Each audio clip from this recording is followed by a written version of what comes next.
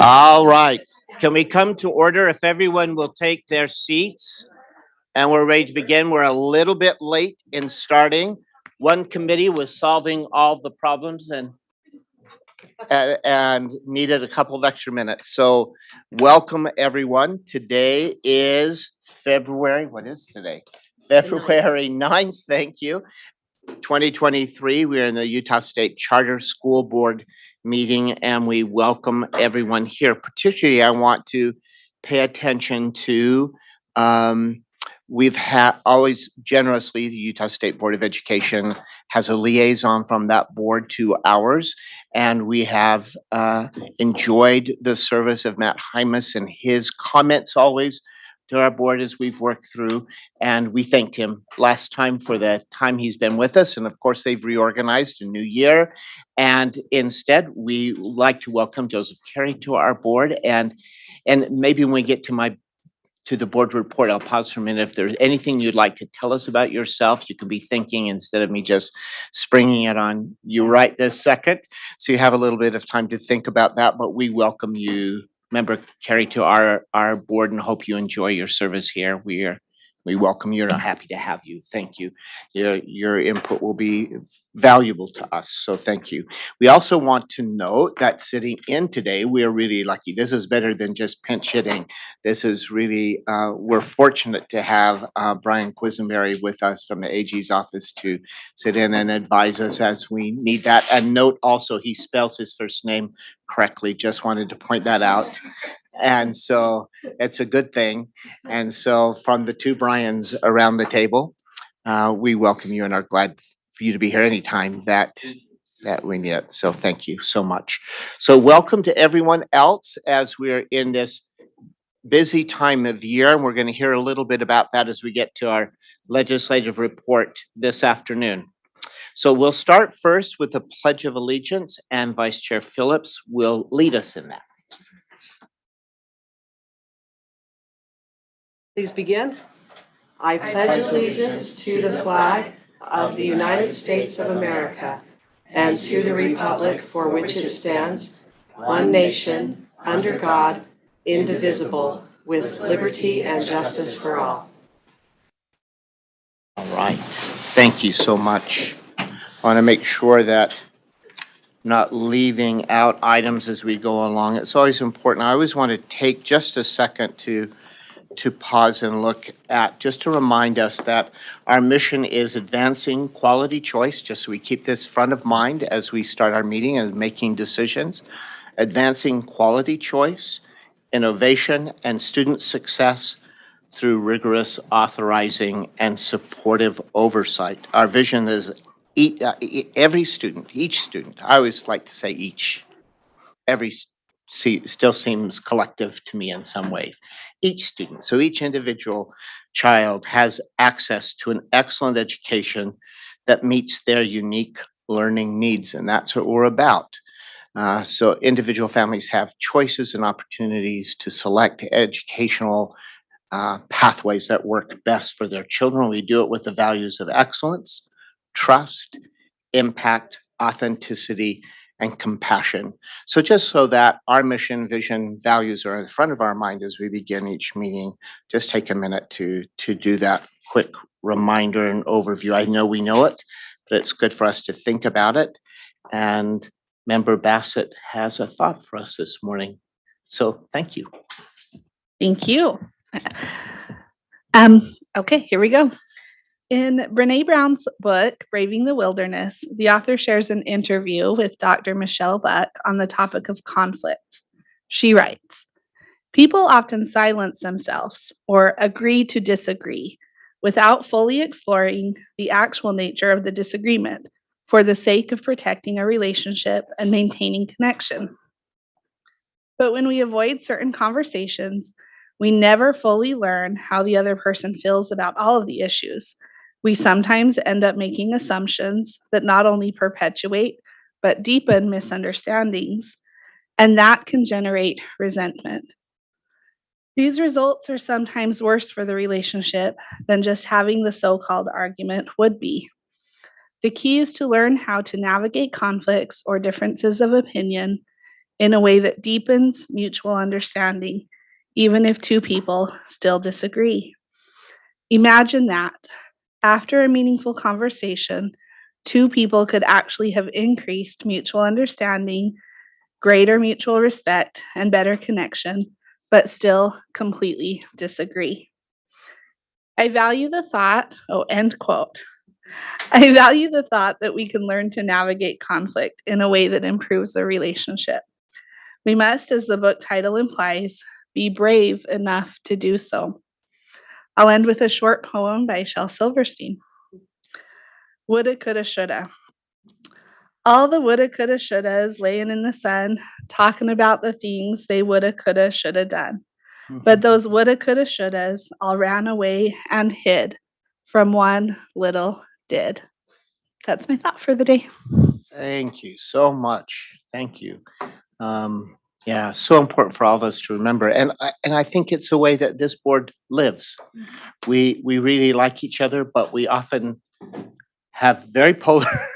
We're polar in our thoughts, and we disagree often, but still in an atmosphere and a community of respect for each other. And what an appropriate thought for us today. Thank you so much, Member Bassett. I skipped a piece on the agenda, and I need to ask Ms. Castillo if we have any public comment today. Oh, no. So the sheet is blank. Thank you so much. So it was okay to skip. I'll go on then to board chair report. And I don't have a lot to report because other than know that this is a busy season, as we all know, in the legislative session. Those 45 days become very busy, and we're kind of at mid-course.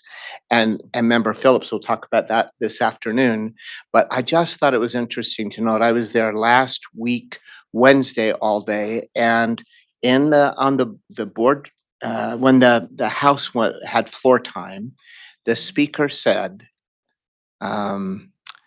I know some of you are frustrated, he said to the other representatives. I know some of you are frustrated that your bills are not coming out quickly. I've spoken to all the department heads, so those drafting attorneys and legislative fiscal analysts and all of the ledge research, all those folks who prepare the legislation to be considered based on what our various legislators hope to accomplish during the session. He said, I know you are frustrated that your bills aren't coming out. He said, but I want you to know they're working really hard because they have already drafted 50 more bills than they did for the entire session last year.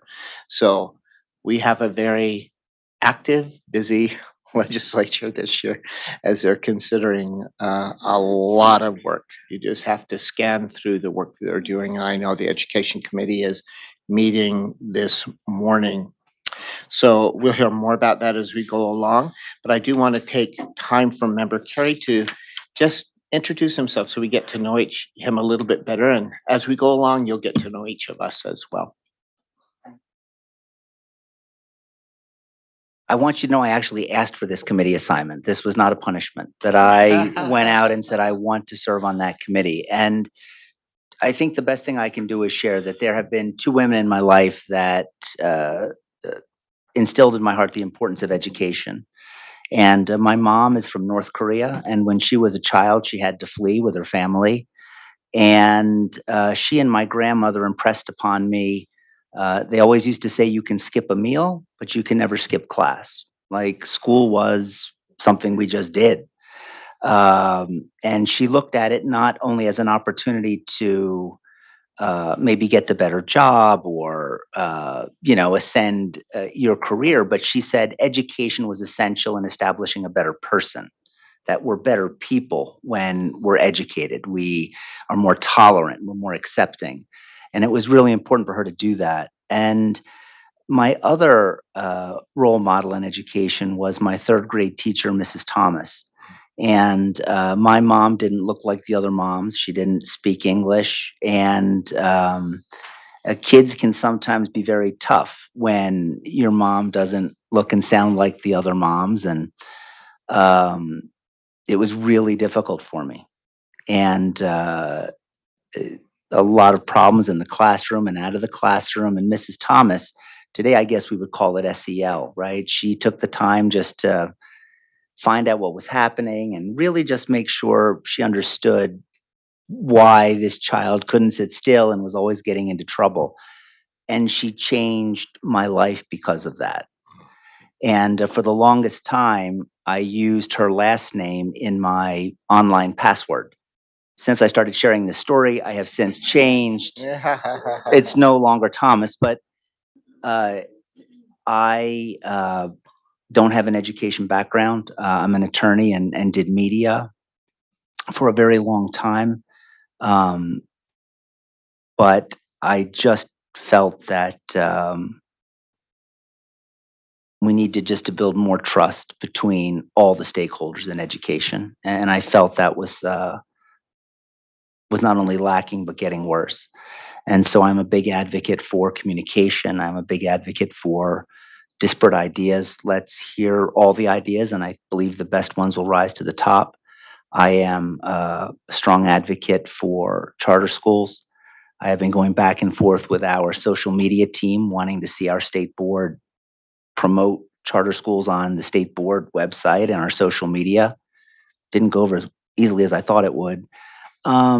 But that's where I stand because I believe that it's our obligation to get these students into the best environment for them. And I think the vast majority of students, that's the public school. But I think there are students that excel in different environments. I had the opportunity of going to the Utah Military Academy and watching those students stand at, I don't know if it was attention or parade rest, but watching them in complete silence for 20 minutes, that wouldn't work for everybody, but it works for those students.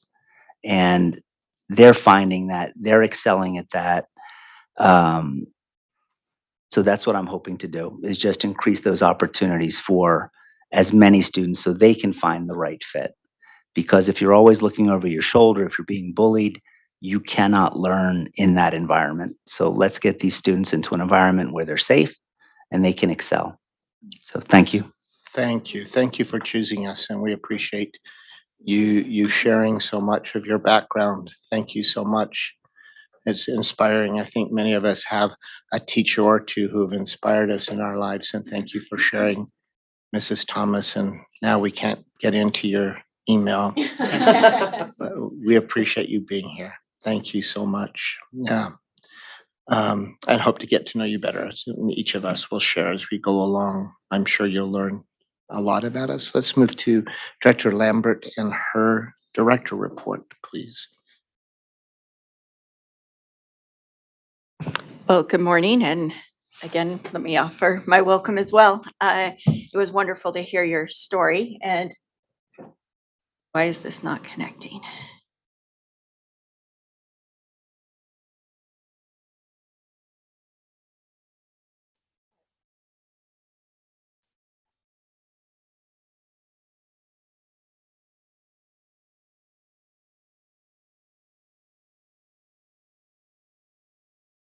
Technology. I had it all set, ready to go, and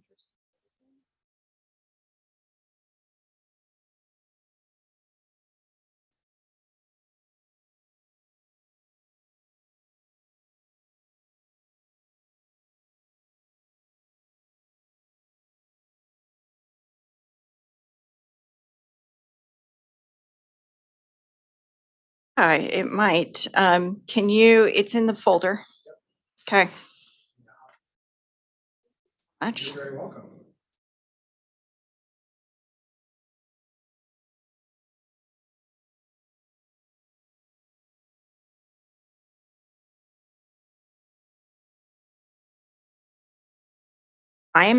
I'll kind of start. So last year we had our first annual celebration with some of our charter schools at the Bees game. And it was a great success, even for just the first time. And so we are doing a second one. So if you go ahead to the thank you. So here's the announcement that we're going to start sending out to our charter schools. We know that we polled you to make sure that this was okay. It's the evening of our board meeting. So we'll probably have a late afternoon board meeting, depending upon what we have on the agenda. And then we'll go over and have dinner and a ball game with a few of our schools and celebrate with them. So we're really excited to be able to do this. And we are grateful to be able to work with the bees, and they're great to work with to be able to do this. So, the next slide is to talk about something that we've been invited to join in on. It is called the Indicators of Distress Collaborative, and it is done through WestEd and the National Charter Schools Institute. It is a 2-year grant that they've received to be able to work with a few authorizers to be able to identify some early indicators. So the goal is to be able to intervene into earlier. And so what we'll do is the first year we'll spend looking at different potential indicators of distress and seeing which are best to maybe predict of what could cause future problems. And then the second year is identifying different resources and things, interventions to be able to head off the distress. So this is just something that just barely started. We were just barely invited to join. I wasn't 100% sure if we were going to be invited because they were looking for smaller authorizers. But I think that we can also add a lot to it, being a larger authorizer and the fact that we have such great access to data in working with collaboration with USBE. So go to the next slide. Want to celebrate a couple of things. Utah Arts Academy, as you may remember, they've been building a building and they were only able to get into part of it when they first started. They are now fully finished. And so they're having their grand opening in, what is that, next week? I lose track of time, but it's on the 16th. Thursday, and they're going to have a ribbon cutting, and those are just some pictures from their building that they have done, and just want to congratulate them. And I am sure that they are very happy to be able to be in their full building. And then the last slide, I believe. So this is kind of on the opposite side of things. That was a new building. This is a school, one of our earliest schools, Freedom Preparatory Academy. They just had their 20th year celebration. And they had, you can see some students dancing. They had, I think, a comedian come. They were just able to celebrate and their 20 years of success. And I wanted to share a couple of facts that were shared at the event. So throughout their existence, there have been more than 1,300 employees who have worked for Freedom Preparatory Academy. There have been hundreds of thousands of volunteer hours by parents, grandparents, and community members. So this is definitely a community school. Now this, I really like this statistic. More than 24,000 students have attended Freedom Preparatory Academy. Their building square footage, so when they first began, it was 27,000 square feet, and it was a rented building. And now they have just shy of 400,000 square feet on nearly 30 acres of land and across 4 campuses. And as you may remember, one of those is also in St. George. So they're in Provo, the place that's right by Provo. Vineyard, sorry to anyone from Vineyard, and in St. George. And then Freedom, this is also quite cool, I think. Freedom Preparatory Academy, they have students and employees that come and go and live in many different countries. That includes Mexico, Canada, the Pacific Islands, Italy, Spain, Morocco, Central America, Brazil, Paraguay, a lot of South American countries, Russia, Ukraine, Mongolia, China, Egypt, Africa, and Australia. And in fact, they have some sort of connection to all but one of the continents in the world. So 6 of the 7 continents. I'm guessing that 7th is Antarctica because there's not much connection there. But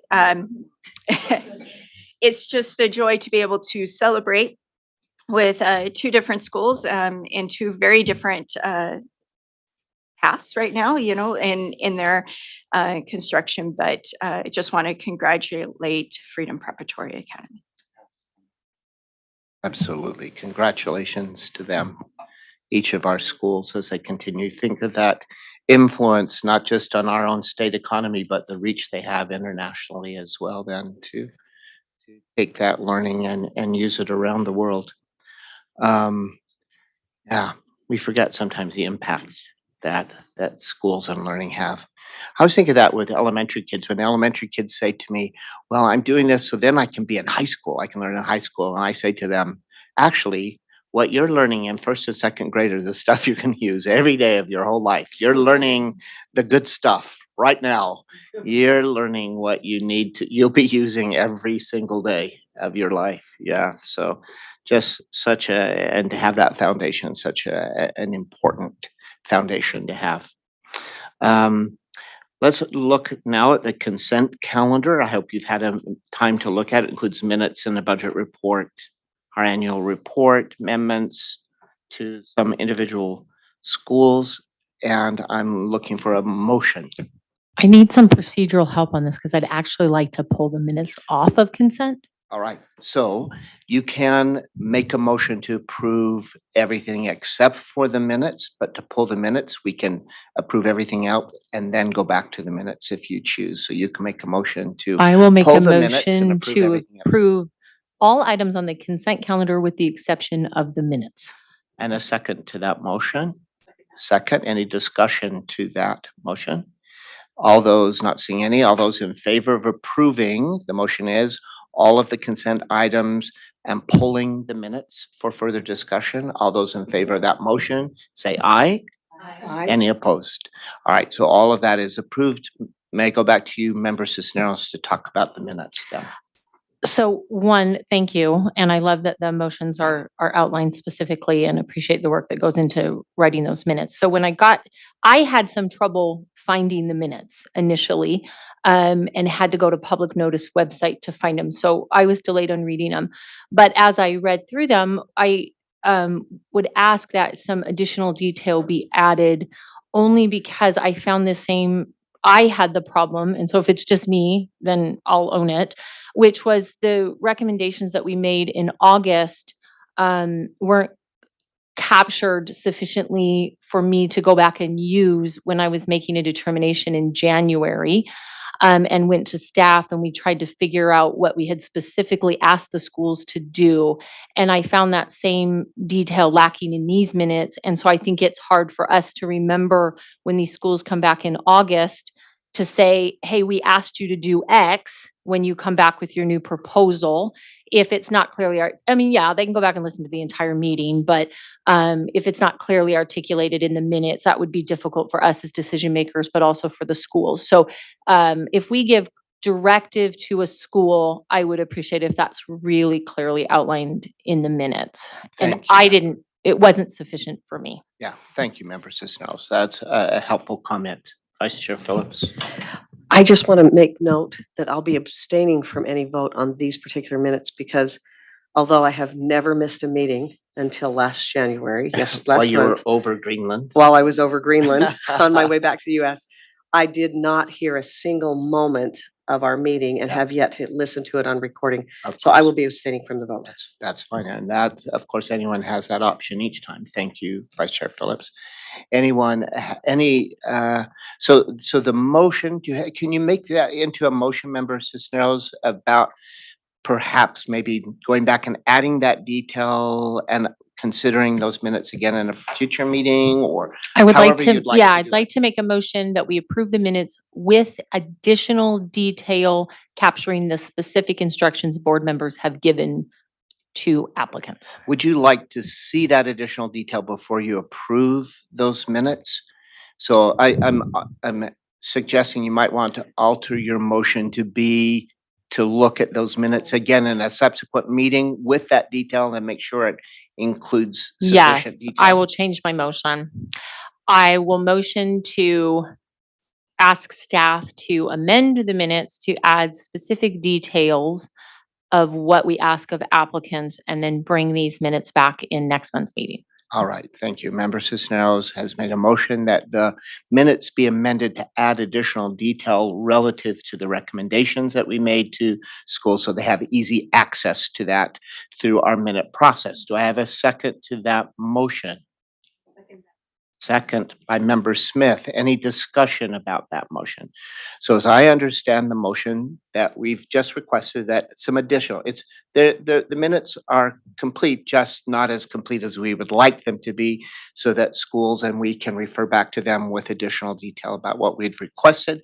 And so the motion is to add that additional detail, bring it back next month's meeting that we can look at it and then potentially approve it there. That's the motion I heard and seconded. If those who are sponsors of that agree, any discussion to that motion? Not seeing any. All those in favor of that motion as I just reiterated it, say aye. Aye. And any opposed? All right, thank you. And thank you, Ms. Castillo, for doing that for us. We appreciate you capturing all that. And sometimes we know our meetings are tangled and you have to do a lot of unraveling to get to that important information. But what a great idea to have all that in one place for us to refer to and for member schools as well. Thank you so much. All right, that takes care of our consent calendar. And we're ready to move on to, we're just a little behind, but I think we have plenty of time to catch up as we go along. And Dr. Evans is now going to give us an overview of the process. And this meeting is our annually. If there are individual schools that would like to apply for satellite locations, this is the time to do it. And Dr. Evans will talk to us about that process. Thank you so much, Chair Bowles. And yes, this is the time for us to chat about satellite applications. Because of some of the things that have been happening the last couple of months, I'm going to refresh everybody on the board rule requirements, as well as kind of the process that we go through. I will talk about the applicant summary, so the last 5 years of data that we have about the applicant, and then we'll talk specifically about what this application includes. And then we also have members of our applicant school here, and they're going to answer any questions that you have. Board members, I have passed out a little handout that includes a section of the board rule that specifically addresses the satellite application process. It also includes some potential questions if you would like it. You're welcome to come up with your own, of course, but I just thought I'd be helpful. And then it also includes the third page is the financial history. And the reason I put that as a table in the handout is because I couldn't make it large enough on a slide deck to be really meaningful. So that's for you. We'll talk about, there is a slide specifically for this. And then on the last page are the metrics that the financial report is describing, and then also the targets that are supposed to be met there. So those are your handouts for that. The thing that I want to start out with is just the board rule. This process is currently in the administrative rules committee. It's being reviewed. And so our process originally laid out that we would do satellite applications in January with the rest of our new school applications and things like that. Because we anticipated that the rule might have been revised and completed before then, we postponed this meeting intentionally. So that's why we're talking about these today. The other element of this is that when we have our applications, we usually bring in readers. But because of the rigorous two-step process that satellite applications have to go through currently, we don't bring in any external readers on this one. So this is just done by staff and through the school meeting all of the requirements laid out in board rule. Some of the things that are included in this two-step process. So in order to even be considered as an applicant, the school has to show that they are in compliance with a number of different elements. This includes having school policies and different things to guarantee that the students are being served. The application has to show that it is consistent with its charter, that there's nothing that is contradicting either of those documents there. The next requirement is that all schools within the LEA are performing and are all schools operating under the charter are performing. That's the wording that it uses there. Our next requirement is that the school has maintained a net lease burden of less than 25%, that they are able to report revenues in excess of expenses. The LEA is also required to provide a market analysis as part of their application. And then there is an additional any other information that this state charter school board asks for. Now, once a school has hurdled or overcome that hurdle, they then get to be considered. So that's just the minimum standards to have their application looked at. Now we get to the part where this meeting is really what we're talking about. In order to be approved, the school has to show that they are meeting the terms of their charter agreement, that they have maintained for 3 years 80% enrollment, that they have either a wait list of 40%, or they can demonstrate a demand for their school and their model. They also have to show that they are academically and operationally successful. They have to be able to describe any plans for the new school to make sure that the educational elements are going to be meeting IDEA, the special needs, all of those different categories. They also have to prove that they have adequate administration that has the capacity to open this new school. The school also has to show that they are in compliance with federal and state law, that they're in good standing with their authorizer, and that they are financially viable. And this section is what I've included in your packets, just as a refresher of what the actual board rule states. So let's talk about our applicant today. This is Wallace Stegner Academy. Their first campus opened in Salt Lake City in 2016. Campus number 2 opened in 2021 in West Valley City. Both of those campuses are K-8s. And I really just appreciated this quote from their application that talks about their purpose is to serve the specific needs of students who are at risk of academic failure. And then, if you'll permit me, because I am in several degrees in English, this elderly gentleman has nothing to do with the school right now. Nobody here is that old. This is Wallace Stegner himself. And most people in Utah don't realize that Wallace Stegner is a son of Utah. He was born in Iowa, but he spent most of his life here. He is an award-winning author and environmental advocate. And so I love that. So thank you for letting me nerd out about our literary history as a state. Wallace Stegner's enrollment, let me talk about this. So when they first opened, so SY17, they had 810 students. In SY21, they opened, so their next campus, with 1,410 students. And as part of that expansion, their max authorized at the end of this year will go up to 1,610. They've maintained an enrollment trend of 95.5% over the last 7 years. Their retention rate is an average of 84.6, with their lowest being 82 and their highest being 88. Their lowest year of retention rate was actually in SY22 when they opened their new campus, which I think could possibly explain some of that drop, is that the students moved to that other campus. And same thing with their transfer rate. So their average is 9.96, with their lowest being 6.7 and their highest being 14. This is high, but it does meet our metric. It's within the what's allowable there. As far as their academic performance goes, I will point out what these tables show is the information from the data gateway. The information on the left is their Salt Lake campus. The information on the right of each box is the West Valley campus. And then if it only shows one data set, that's because they were both awarded the same thing. So for example, the achievement for ELA at their Salt Lake City campus is 36.4%, and their West Valley campus is 41.5%, and both schools received a typical rating. So that's how to interpret that for all of those. A couple of things that I want to point out. So the English learner progress for the EL students reaching proficiency is low, 3.1% for their Salt Lake City campus and 5.5% for their West Valley campus. the Salt Lake City campus was designated as critical needs, and the West Valley City campus was identified as developing. I compare that, and the reason this is on the bottom, with their growth table. Their growth is, they earned an exemplary rating.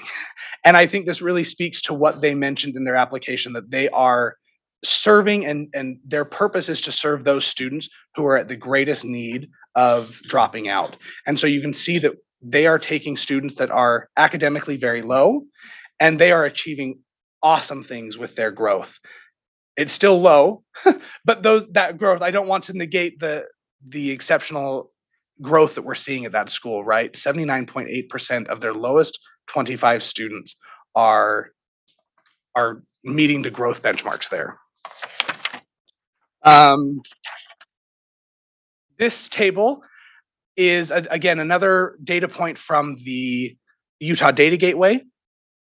It shows the schools that are the most comparable to Wallace-Stegner, demographically speaking, and how they performed in English language, math, and science.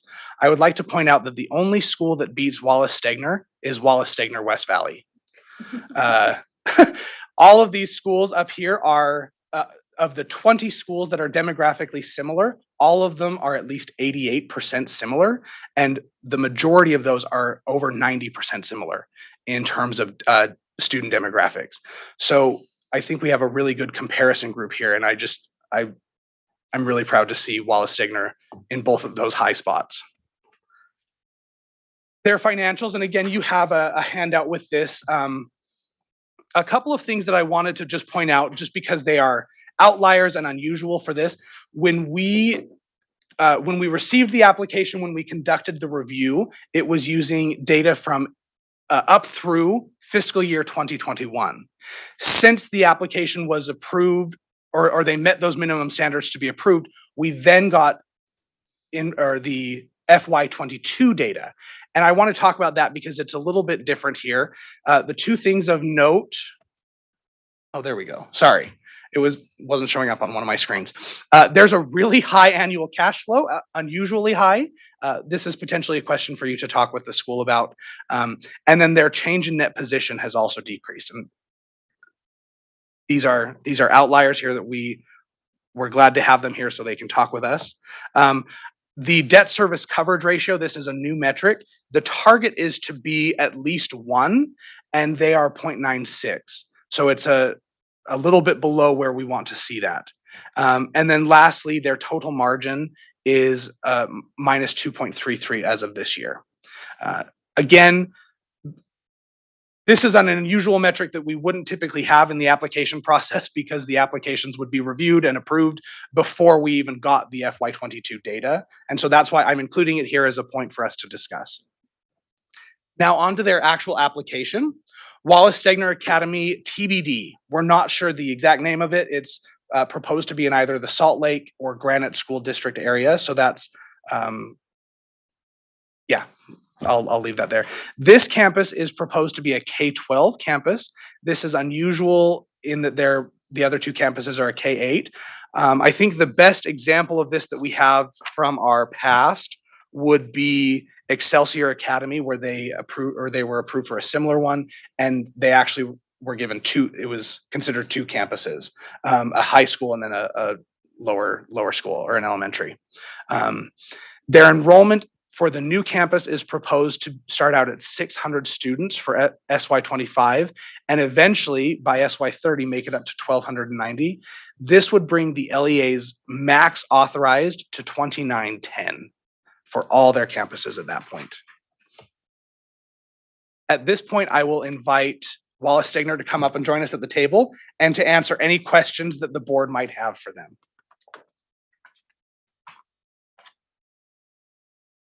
Thank you for joining us up here so we have an opportunity to talk with you. Let me also thank Dr. Evans for going through the reminder of how we approve satellite schools, because just since my time on the board, which is shorter than a couple of others, that we have seen our process change more than once. and not our process, but those who control that process around us who have changed that process more than once. Help to remind me too, Dr. Evans, this is, sometimes there are things we can make decisions about and then there's an immediate approval or not. In some cases, we make a recommendation to the State Board of Education. Is this one of those items that we recommend? If we make an approval here, it has met all of the requirements Correct. to move forward. Yep, All if right. you make an approval So, here. we've seen it at least change in board rule. The numbers of satellites, I think a report is made at least to the state board because in a state board meeting, they change that there was a change to our process by rule. We've had in this last year legislative discussion about how we approve satellites. And again, as you indicated, right now we're again in rule discussion, largely prompted, I believe, because of that legislative discussion. And so though it may appear that we have complete control, we don't.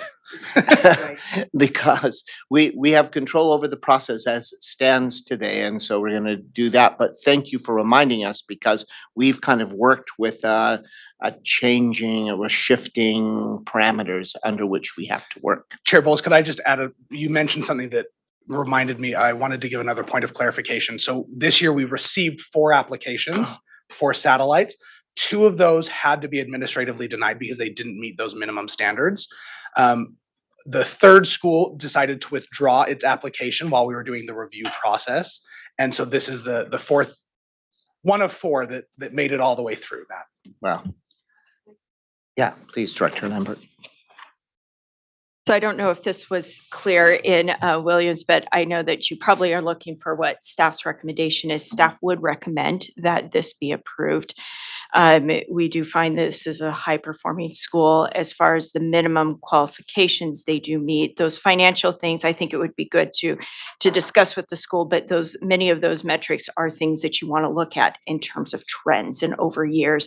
A 1-year change doesn't make a school in a bad financial position. So staff would recommend this. Yeah. I think that we'll see how as the board proceeds through it. May we start with, thank you for that background for us all. Thank you so much. May we start with, would each of you just introduce yourself so we don't say, hey, you to you as we go through it. And it also gets you in the minutes. As you heard, we are caring about those minutes. Good morning, everyone, and thanks for having us here again. I'm Sarah Vaughan, the board chair, and first I'll just excuse 2 of our board members who couldn't be here because of previous work commitments, and that is Reid Farnsworth and Frank Magana, and both of them are general board members. I'm Antonio Ferrano. I'm the board finance advisor. Good morning. My name's Jeremy Scow, and I am the board secretary. I'm Adam Gerlach, co-director. And I'm Anthony Sudweeks, the other director. Brad Taylor, contracted business manager of the school. If it would be okay, I just have a quick thing I wanted to read to you guys. And most of you know us and have been around us for many years, but some of you haven't. I kind of just wanted to give you kind of some background on how our school got started. 10 years ago, Adam and I were 6th grade teachers working at Glendale Middle School, just a few miles west of here. Glendale is an extremely low income school, and Adam and I had been recruited as part of a turnaround effort to fix this struggling school. We quickly built intervention systems to begin closing the knowledge and skills gaps that our students were experiencing, and those gaps were extensive. Just to give you a small sample of how bad things were, the average 6th grade student in our classes read at just a 3rd grade level, and a full 85% of them couldn't complete a simple division problem, which is something they should have learned in the 4th grade. 25% couldn't solve a subtraction problem if it required borrowing a 2nd grade skill. It didn't take long for our students to produce results. By the end of year 2, our classes were outperforming the state average in every tested subject. We were allowed to branch out. The next year, we had a team of 6 teachers participating in our interventions. At the end of that year, the results were impressive, with the majority of those 6 teachers beating the state average in every subject. And then the district got wind that we were, gasp, teaching 6th graders how to subtract, multiply, and divide. Those are not 6th grade standards, we were told. Despite the results, roadblock after roadblock began to appear before us. And before we knew it, the superintendent was in our classrooms to see what the fuss was about. Wisely, he told them to leave us alone. Unwisely, he didn't empower us to spread this successful strategy. So we threw up our hands and we started writing a charter. In 2016, our first school was approved by this board, and we spent the next year knocking on doors and standing in front of grocery stores. Our Salt Lake campus opened with 480 students, and since then, it has outperformed the average proficiency of the nearest 10 schools by double digits in every tested subject. Today, nearly 700 students attend that school. 2 years ago, we opened our second campus in West Valley in the middle of a pandemic. We had a break-even number of enrollment of 350 students. On the first day of school, we had over 500 students. This year, there are more than 600 students attending, and more than 700 have already completed registration for next year. We've had so much demand that we are, as we speak, building an extension of 10 classrooms onto that school. You might have already guessed, but the West Valley School in its first year outperformed the nearest 10 schools in every subject as well, despite the fact that it serves a greater percentage of low-income students than the average surrounding schools. How do we perform at this level? Teacher training with bi-weekly in-class coaching, obsessive data tracking, and probably most importantly, reteaching plans. We even write our own math curriculum in grades 2 through 8 because we couldn't find one that was good enough for our students. We're a college preparatory school, and we ask a lot from our students, and that brings me to today and our mission. Our goal is to prepare every student for a college education. We've heard nightmare stories for years about the experiences our students in West, East, Cypress, Kearns, and Hunter high schools. By the way, those high schools I just mentioned have an average math proficiency of just 18%. Our families have been asking for more, and they deserve better than this. A couple of weeks ago, we surveyed our families with 2 questions. 1, would you like to send your child to a WSA high school when they're old enough? And 2, what would a high school mean to your family? Within hours, we had over 300 responses. The verdict, over 97% of our families said that they would like to send their child to our high school. Also, we received hundreds of comments about what it would mean to them. I have a document here I can share with you guys later that has just some of those comments. Our students are willing and able to attend any college in the country. They just need a high school to see them to the gates. If approved, we will not only provide our families with a high school that they so desperately need and want, we'll also be building a K-8 school that will be the highest performing school in that area. And I'm not saying this just because I have high self-esteem. I'm saying this because we have the data to prove that our schools are filling a need in areas of our community that is simply not being served well by the schools currently available to them. Thank you so much for meeting with us today, and we're looking forward to your questions and thoughts. Thank you. Thank you for that statement. It kind of gives us a good overview from Wallace Stegner's perspective. So I'll turn to board members. Are there some of you who have some questions, things you'd like to talk about with these members of the school? Please. Perhaps as a message or a question for Mr. Taylor. Mr. Taylor, it's great to see you again. Can you just explain the financial issues? I assume it's just as simple as acquiring a new building and dealing with the debt service related to that, but can you just address that for us? Yeah, in fact, you know, as business manager, it's weird to be up here. We're normally sitting in the back. I was told we could be up here. If I can't, I'll leave. I'm more than happy to be back there. But we prep the boards and we talk, and Mr. Ferrano is prepared. So I'm gonna let Tony answer that, because you know it's a good test to see if he remembers what we went through and what we go through on our monthly finance meetings. So I'll let Tony. I don't want to rob you of the opportunity, so you chime in, and then I'll fill in any blanks. How's that? That's lovely. Thank you. Yeah.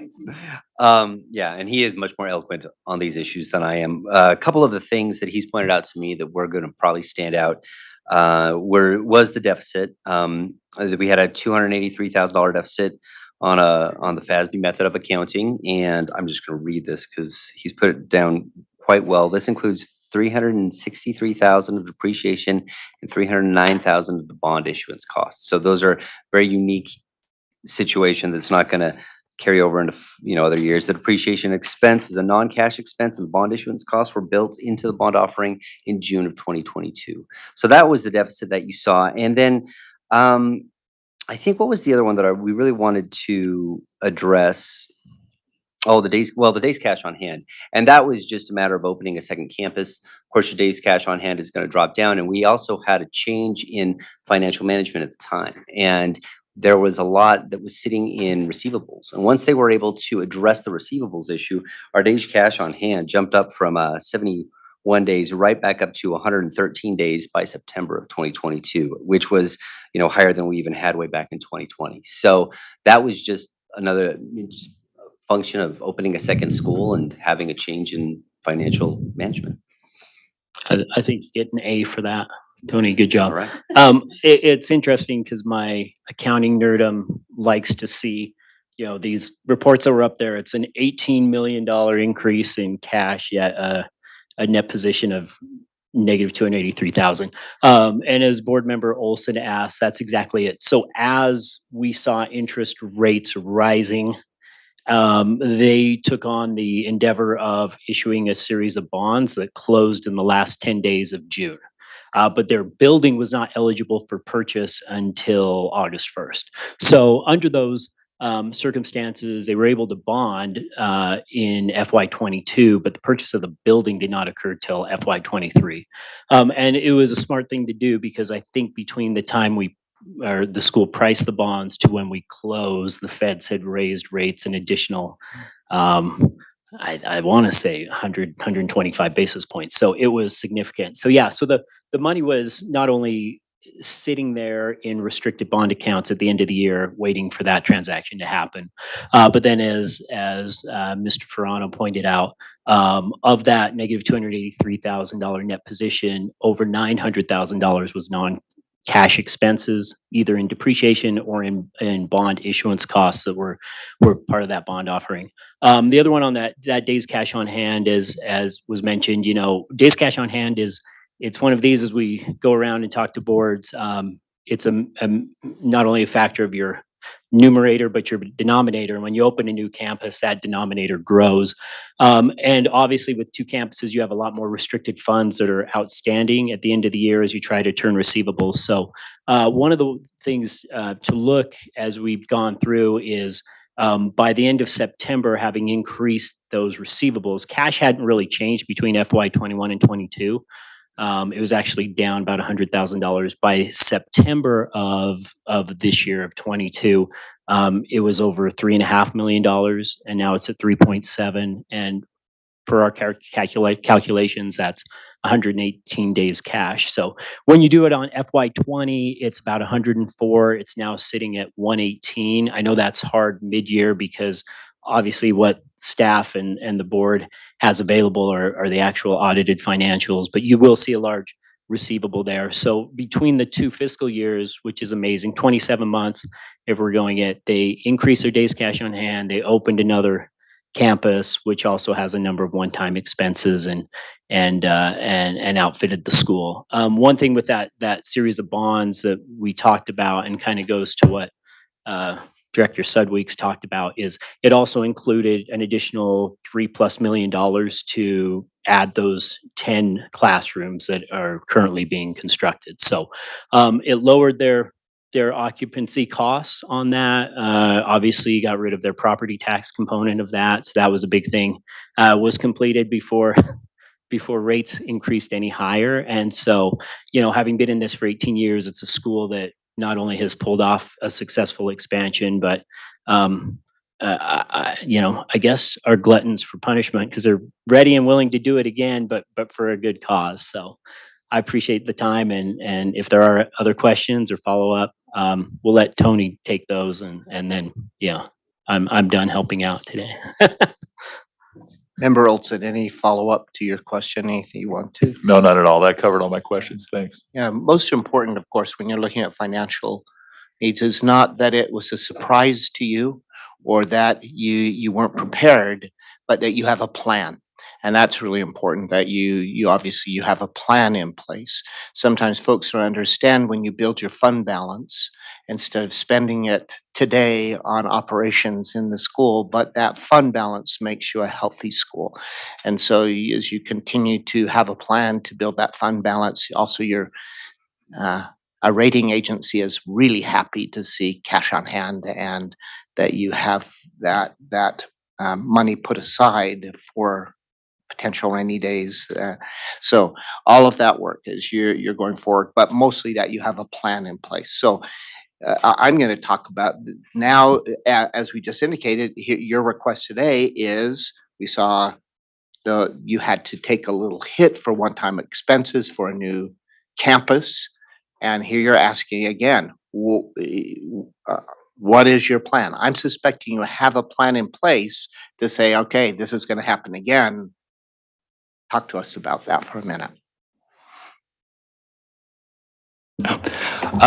We've actually already built up the days cash on hand that we had before the first campus, which, I mean, I'm not an accountant, but it's significant because now we're talking about days cash on hand for an organization that was twice the size as the original one. So we've gone back well over 100 days cash on hand with now us like a $12 million annual budget. We've already built up that reserve, and now we actually have 2 schools that contribute to that fund balance every year. And so we're in even better financial position now to open a 3rd campus than we were when we had 1 campus opening a 2nd campus. Thank you. The plan that you're thinking of that now, instead of later and saying, whoops, we should have thought about that, is what's commendable, that you have that plan in place, that you know where you're going and why.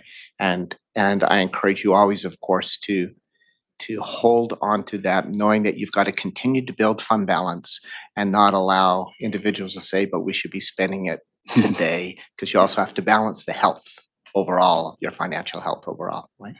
Other questions from board members? Vice Chair Phillips, please. Thank you, Chair Bowles. I love what you've been able to do with the schools that you have, and I know that it started from a small school with great ideas and very passionate people, teachers who believed in the mission and vision of the school. Sometimes that's hard to translate to satellites. You've shown you can do that. How do you anticipate? I would just love to hear it from you. I think I know the answer, but I want to hear it. How do you translate that, keep that quality high, translate that model into what becomes now a very big LEA, right? Not necessarily big boxes, as you know, you're an alternative to that in your areas, but nevertheless a big LEA. You're looking at quality control, you're looking at keeping your systems similar to the systems in these somewhat smaller schools that you've already had authorized. And especially when you're looking at expanded grades and kind of a different program than you've gone into before. I would just love to hear what you've been thinking about relative to those, those matters. Right. I think the key here is institutional knowledge. Years ago, we knew that we needed to build like a shared knowledge, including a shared language. And what that ended up leading to is we ended up with a lot of really smart, passionate teachers because we worked so closely together for so long. And we had people that were on their own taking up leadership positions all over the place. That led to the 2nd campus being so easy because the principals at that campus had been training with us for years. We then went to our staff and we said, we need to carry this knowledge, this work that we've done into the new campus. Who's willing to go over there? And we had half of the teachers in the new school were teachers that worked with us for years. We're already training the new principals for this new campus. They already work for us. They've already been working with us for years. We're going to do the same thing. We're going to go to our current staff of almost 100 people, and we're going to move people there to carry forward that institutional knowledge. On the high school question, first thing we started looking at is curriculum. What do we want the curriculum structure to look like at our school? And what we did is we modeled it after IDEA Public Schools, which is, I think, the 2nd largest public charter school system in the country. They're in Texas. They serve very similar demographics to us, and they're very, very high performing. It's based on a college prep idea, lots of AP and pre-AP classes from 9th grade to 12th grade. And then 2 years ago, we actually went out and we started hiring high school teachers to be middle school teachers, knowing that they're going to help us build our high school departments. And so we already have a head of our high school math department who works for us. We already have a head of our high school science department that works for us, and the same with language arts. And so we're already well into the stages of being able to roll this out. Let me add Thank to you. that. That's very reassuring. Oh, if you're reassured, I'm good. I want to add that too. And part of that is the way that we train our principals as well. So on a weekly basis, we meet with our principals at one of the 2 campuses. We walk through all the classrooms and we model what coaching should look like. And we give our principals specific actionable steps that they can do to help teachers be their best. And so our principals are getting trained on a weekly basis, just like we do with our teachers. That's been really helpful because it helps to make sure that that shared vision is intact and aligned with where we want to go. And it's been really fun to watch I mean, the two schools are becoming a little bit different, which is okay. I think if you try to make everything be exactly the same, you run into problems, and it also stifles innovation. Some of our best innovations have come because the two schools have different kind of people running them, and they come up with an idea and then they share it and then we all adopt it. It makes it so that we don't really ever get stagnant as far as what's best for our students. So I think that training of our principals is really, really beneficial. And then we also do our beginning of the year training with all of our teachers is the same across the campuses. And then our weekly training that we do with our teachers is also very similar. Additional comments? Member Smith, go ahead. Can I make a motion? Is that okay? Or do you have more comments first? Let's see if we do. Member Spiker, go ahead, and then I will come back to you, Member Smith. Thank you so much. Or Member Cisneros. Yeah. So let's Member Spiker first, and then Member Cisneros. Thank you. I'm on your website right now, and I'm reading that your number one goal is to ensure every student attends and graduates from at least a four-year college. And I'm anticipating your first graduates that were eighth graders when you first opened or have moved through a four-year program. Have you collected any data about your graduates? And could you share that? I know that you've got 4 years that are out of your control right now. And I understand that that's why you want this, because I think that makes complete sense. I'm just curious if you have any of that data to share today. Yeah, well, I think that's why we're here today, is because of that data. So we looked at our first couple classes of 7th and 8th graders. We tracked them all the way through high school. And what we found is that our students do this every year. They get better and better and better and better. In fact, when you look at our middle schools, the performance of our middle schools is just through the roof. The problem is that when they are leaving us in 8th grade, they're going back to the same system that failed them. And so what happens is we see our kids climb, they leave us, they go right back to where they were before they came to us, which is why we're here. This is an urgent thing for us. We know that we want to get our kids to college, and what we're doing in 8th grade is great for some of them. Some of our kids are going out and they're taking AP classes in 9th grade, and they're on a great track for graduation and going to college. But a lot of our kids are just marginalized and pushed off to the side, and they're not being successful. So that's why as a school, and we looked at those kids, we were like, we have to have high school. The only way we're really going to see these kids go to 4-year colleges is by seeing them all the way through. And instead of having them go up and then go down, if we can keep them going up by the time they go to high school, or by the time they go to college, they're going to be absolutely ready for it. And so that's why we're here today. We've tracked them, and the data was appalling. So we had to build ourselves to get to this point. Thank you. Any follow-up, Member Spiker, to that you've got? And Member Cisneros. My first question's to staff. Dr. Evans, could you go back a couple slides where you have their enrollment right there? No, yeah, right there. So in the application, and I don't know if numbers are transposed. So in the application, it's the max we're approving is 1290, and here you have 2910. So I just want to make sure that 1290 is what we're. 1290 is what this campus would be. The 2910 would be all the Wallace Stegner campus. So this is a third campus that's a K-12 campus that they're asking for. Correct. Okay.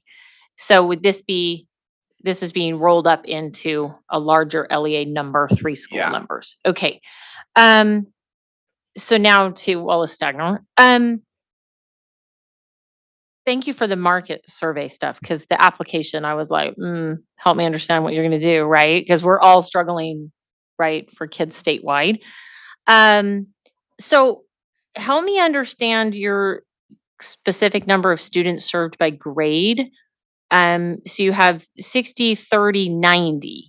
So, and then 60, 30, 120, 60, 120. So help me understand why your middle school drops off and your high school gets big. And is it because you're feeding the 3 in, and this is just to this campus? This is not LEA. Okay. So, just what I just want to hear the rationale for the numbers and spacing, and because you got at this campus, you've got 60, how is your junior high configured and look to support these numbers? So yeah, when you look at those numbers, we always anticipate, number one, that our middle school enrollment initially is going to be smaller because it's hard to pull middle schoolers from their friends. I tried to do it with my own kids and they lost it. I mean, you thought I took away their Nintendo or something. So we purposely have a smaller number in our middle school because we know that there are going to be some families that are going to want their kids in their elementary school and they want to do one-stop shopping essentially, and so their middle school kids will come. So those numbers are smaller, and it's a bubble that works its way up. The other reason why those numbers are, when you're looking at like our 9th grade and up, initially they're smaller because we only have 2 schools filtering to that 9th grade. And then as the 8th graders at our new campus filter up, that's why that number bumps up. And I totally lost my train of thought. Oh, the other reason why the numbers are that way is we found that if you go full bore and we want to build our school organically. We want to keep kids in the system that are in our school that are familiar with the system, so they're not coming into something that is completely new and having to acclimate to that. So it's an organic growth. We'll have our 3 campuses that filter into the one for our high school, so that all the students have that opportunity. Does that answer your question? How does your junior high currently work? So it's 7, 8. Are these numbers representative of what you're currently teaching? And are you planning to do 7, 8, 9, 10, 11, 12, 6? Like what does this look like when you now add that 9 through 12 component on? Yeah, so currently we have between 60 and 75 students in each grade at each campus for 7th and 8th grade. And for the high school, it's just that they just all come together and go up. But are you Maybe going to I'm look missing at, something. so are you going to, at this K through 12 campus, so I'm assuming you're going to not have 12th graders roaming the same hall as first graders. Correct. Right? Yeah. Okay. So the So- campus will have different wings for different. Okay, groups so of kids. how are you gonna have like a junior high configuration with 7, 8, or you're gonna have K through 6, 7, 8, 9 through 12, like a traditional high school? Yeah, that's Yes. exactly right. And then how does that match with how, I know Granite, how does Salt Lake do their grade? They're It's the both same. Yeah, They're both the same. They 9 have through 12? they have their middle school in Salt Lake, so 6, 7, and 8 are together. But we found that the more we can keep kids with the homeroom, the more successful they are. If you remember our first couple of years in Salt Lake, we had a homeroom model. As we got bigger, we decided to kind of shift that more towards being like a traditional middle school model, except for it's just 7th and 8th grade. And then as the high school builds, we'll continue to build it to mirror more like a high school and not like a homeroom setting.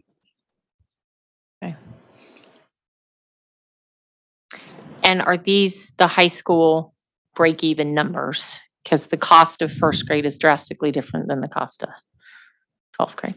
I don't think these are break-even numbers. Like The break-even how numbers would be small- significantly smaller. How small do you think you could go in your high school and still be effective?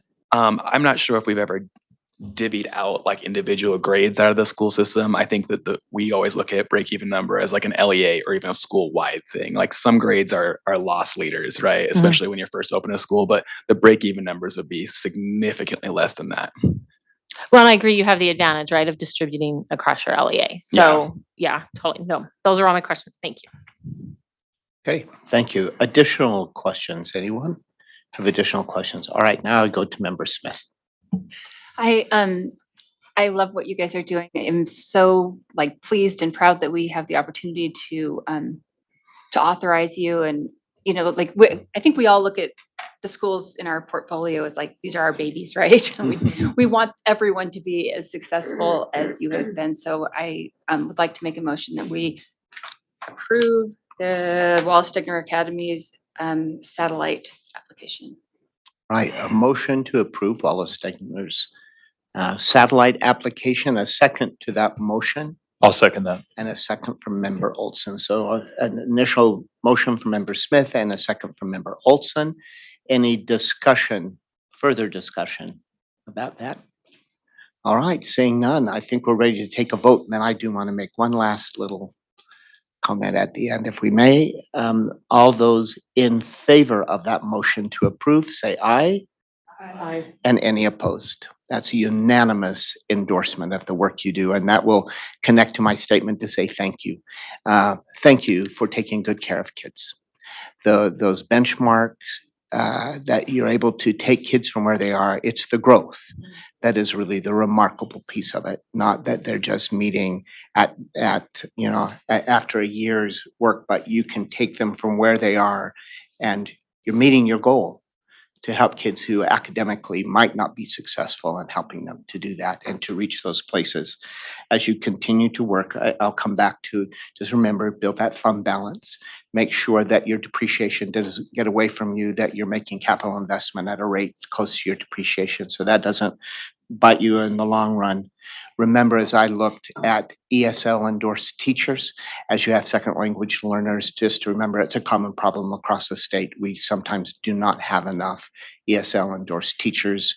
If you're teaching in California, you almost have to go with your license and an ESL endorsement to get a job, but we haven't done that as well in Utah. Just as a reminder, if ever we're audited, that is something to work toward. It's not something you're going to accomplish tomorrow. It's going to take a little bit of time. But I also commend you and know that you're going to now in that 912 range have accreditation fund to do too. So if you ever need any support from us or any of the staff, those of us who've been through that, we'd be glad to support you and help you to know how to be successful in navigating that. We want you to continue to be successful for those students.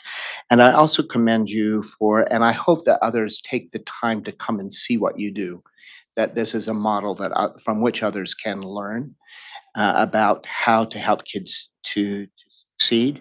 But mostly I'm so impressed with your coaching of teachers. I think you use Teach Like a Champion as well. Yes, we right? do. Yeah, which I just think is such a remarkable resource. But you not only teach coaching teachers, but principals who should be coaching teachers who often do not know how to do that. And that's a big deficit that we have. No one teaches principals how to do that unless in that LEA they do that. And so thank you for doing that as well. So many good things that we should take the time to have others look at you. I hope you won't mind if sometimes we say, hey, could we have visitors come and talk with you? And then just those other couple little things to keep working on, and just know that it's part of your plan, that's where you're going. Okay. So thank you for being here. Congratulations. We so appreciate the work you do. Thank you, guys. And on behalf of all of our families as well, thank you. Like, you're making their dreams come true. Yep. Thanks, guys. Thank you. All right. Oh, is it? So we can begin. See, I told you we were going to catch up, right? And we did. So, we're only at 10 minutes away. Yeah, I was wondering that same thing. Is that possible? I'm thinking that, annually we are required to have open public meeting training, just as a reminder of what's acceptable within the law and what is not.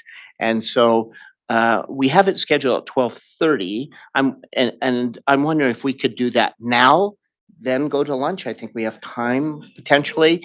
And then right after lunch, would it be possible then just to immediately begin with our legislative discussion? Vice Chair Phillips, would that be all right? Absolutely. All right. So could we go to that training? Are all of you willing to hang on? I don't think anybody is. You don't look like you're. Yeah, you've got time. And so I think you're okay. All right. So if that is possible to do, I'm going to ask Ms. Stephenson if she'll present that training for us.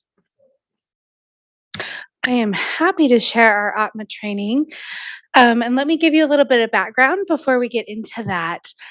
Over the last few years, of course, we've had our yearly annual OTMA training. And usually that has been something that David has provided for us.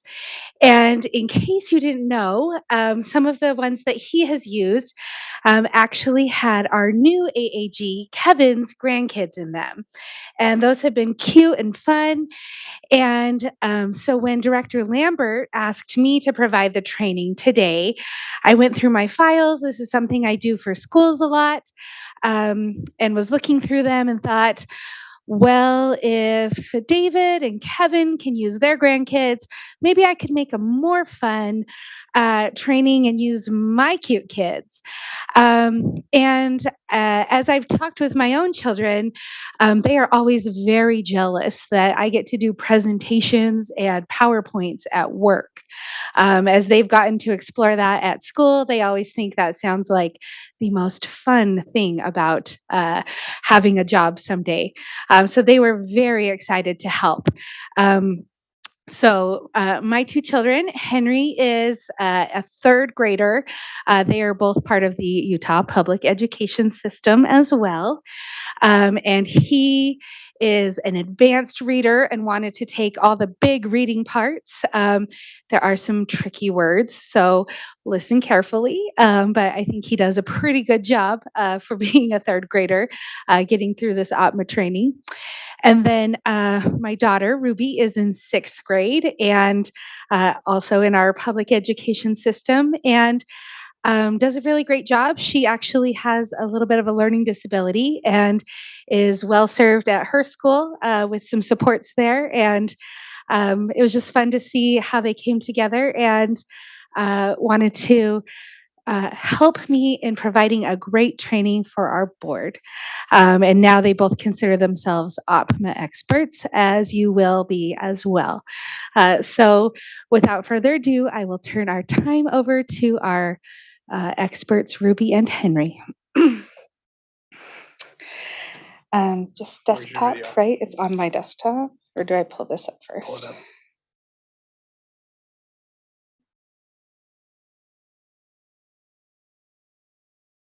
Let me, so if I go here. Luckily, I've got Dr. Evans here.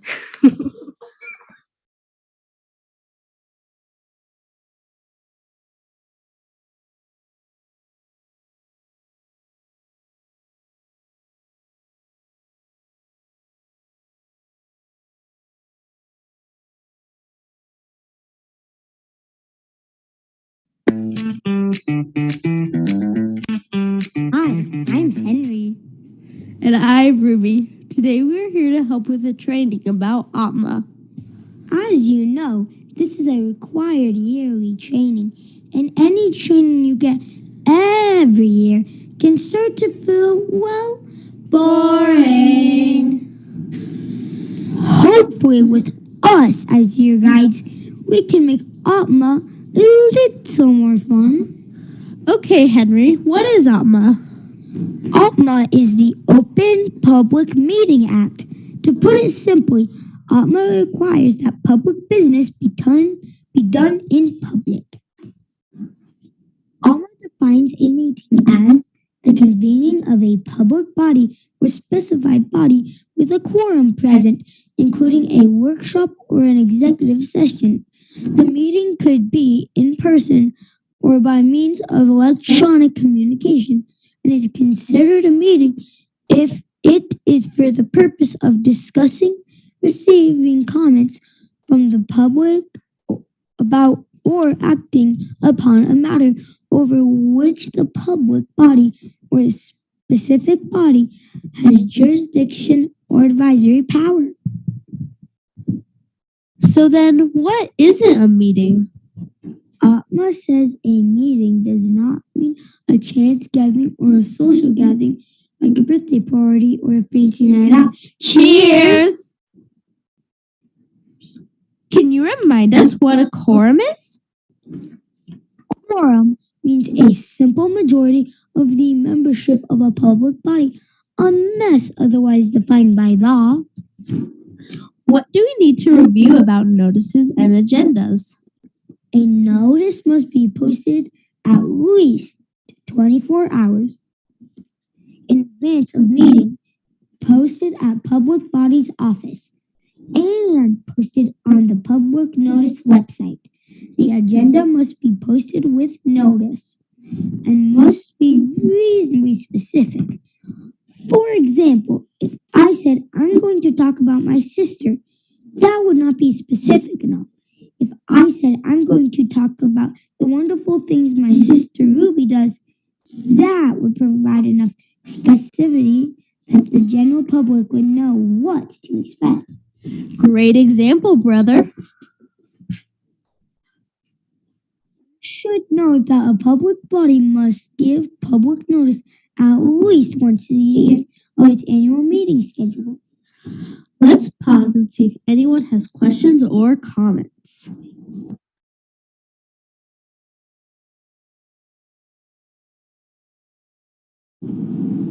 Okay, now we're back. Let's talk about minutes and recordings. Those are required, right? Yes to both. Even though there's an audio recording, the approved written minutes will be the official record. Make sure your written minutes have the date, time, and place of meeting, names of who is present and absent, substance of all matters proposed, discussed, or decided, record by individual member of each vote taken, the name of each person who makes the public comment, and the substance of the comment, and any other information that any member requests be entered in the meeting of recording. When do minutes and audio recordings have to be posted? Pending minutes, available to public within 30 days after the meeting. Approved minutes, posted to the public notice website within 3 business days of the public body's approval. Audio recordings, posted to the public notice website within 3 business days after the meeting. I've really enjoyed all the virtual meeting options since 2020. Can the board just do a virtual meeting? Public bodies may meet by phone or other electronic means that allows participants to hear or observe communications. However, notice requirements still apply, and there must be an anchor location. If health or safety concerns still exist like they did during the early pandemic, this requirement may be waived. What if a board has their yearly schedule posted, but an emergency comes up? Alma calls that an emergency meeting, these must be due to unexpected situations. An example might be a broken water line that cannot wait for the next scheduled meeting. Failure to turn in a report on time isn't an unexpected situation. Even though it's an emergency, try to give the best notice possible. Notify all members of the public body and have a majority of the board members approve the meeting.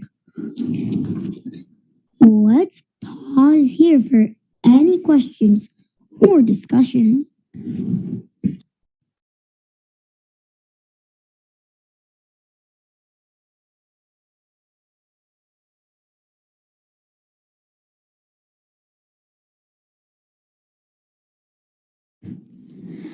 Now, I'm thinking we should talk about closed meetings.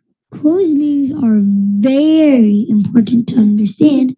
As board members, you play an important role in building and reinforcing the bonds of trust between local government and citizens.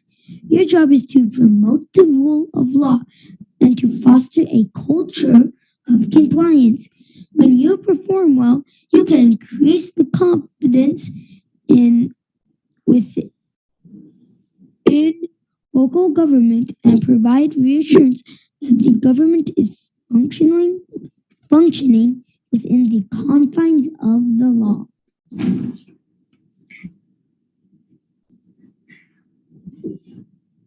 Let's remind them, can a board just close a meeting whenever they want?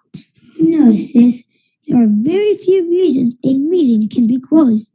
Since they've had this training each year, let's pause and see if they can name 7 major reasons to close a meeting. According to Atma, there are more, but they apply to specific boards.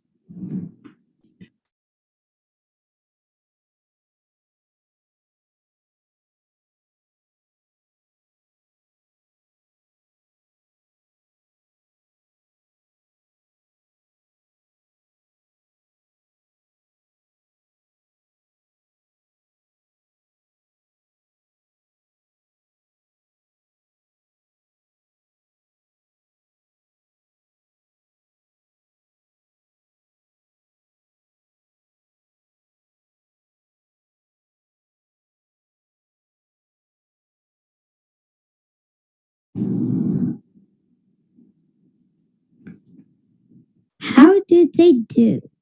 As a reminder, the 7 major reasons to close a meeting are 1.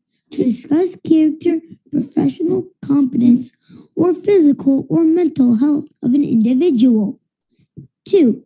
To discuss collective bargaining. 3. To discuss pending or reasonably imminent litigation. 4.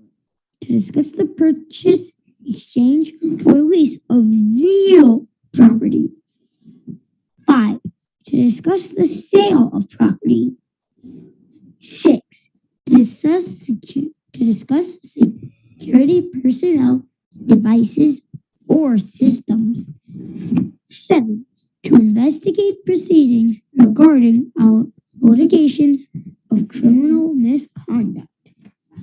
Here are some helpful reminders about closed sessions. A quorum must be present. A motion to close the meeting must be made naming the specific reason for the closure. A roll call vote must be taken. 2/3 of the body must approve of the closed meeting. Some of the reasons for a closed session do not require a recording, but rather a sworn statement that the purpose of the closed meeting was to discuss this issue. Others require a recording to be made, so make sure you are aware of the requirements of your purpose. And probably the most important thing, no votes are taken in closed meetings. Wow, Ruby, you know your stuff about closed sessions. Henry, did you know that some things are forbidden during closed meetings? Forbidden? What? Yes, a board may not approve anything, interview anyone, take final action, or talk about closed sessions outside of closed sessions. Since those things are forbidden, what happens if a person or a board violates OPMA? A court can void any action in violation of the law. Sometimes a violation can be fixed by discussing and taking a public vote in later meeting. However, you might have to pay court costs and attorney fees. Also, those who intentionally violate or advise violations of closed meetings provisions may be found guilty of a Class B misdemeanor, which could lead to 6 months in jail or a $1,000 fine. Yikes. Don't worry, we've got this. You're right. Maybe we could recap with a few simple closed session reminders. 1. Closed session is a choice. If you know the purpose is not allowable, speak up. 2.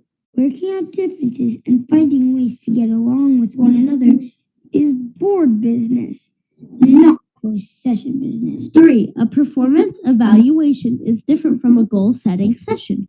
Set goals in an open meeting. 4. The agenda is no place for misdirection. Make sure your board is being transparent. 5. Confidentiality is key. What is discussed in a closed session stays in a closed session. Thanks, sis. That helps. I feel much better. Well, I think that about wraps everything up. Wait! Don't you think it'd be better if we end with a game? Actually, yes. What are you thinking? Board members, can you fill in the blank? Make sure you give blank our notice. The answer is 24. Your agenda items need to be blank. Specific. Closed meetings are only for blank purposes. The answer was allowable. Series training on OPMA blank time per year. 1. Approved minutes must be posted within blank days. The answer is 3. When in doubt, consult your blank counsel. Legal. Wow, great job, board members. I can tell this is a very smart group. Thanks for doing ALMA training with us. See you next year.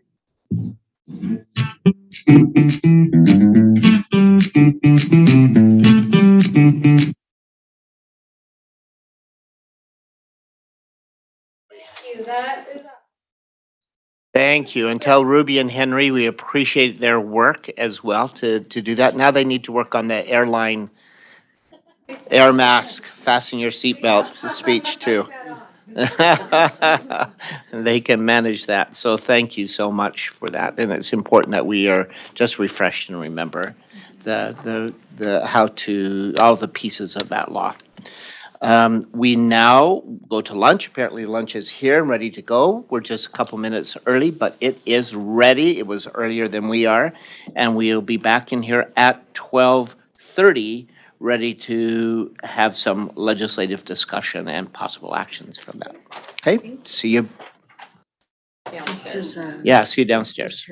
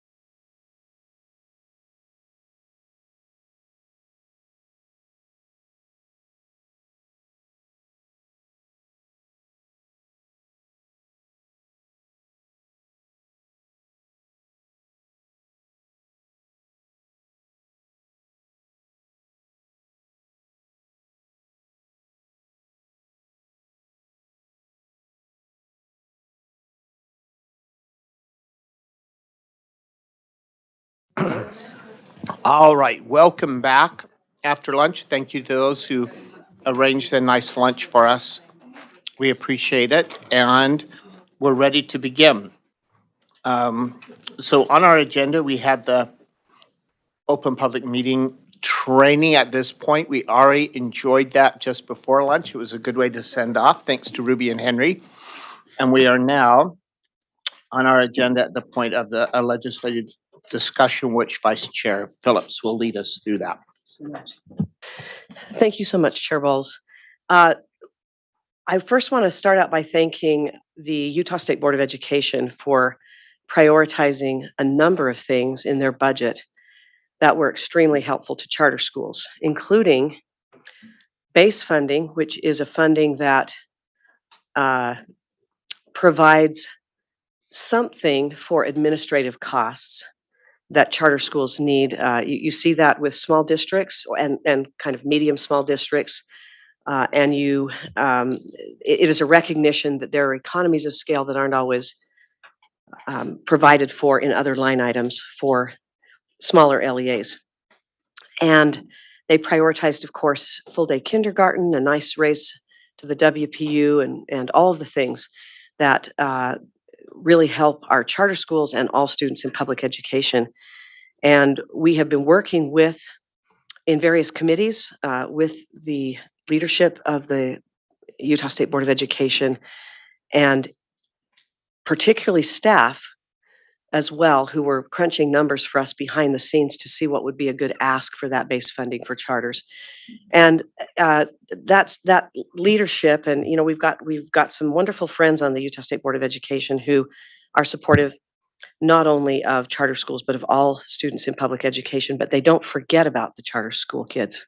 And so I just appreciate that so much. I really wanted to make sure I said that.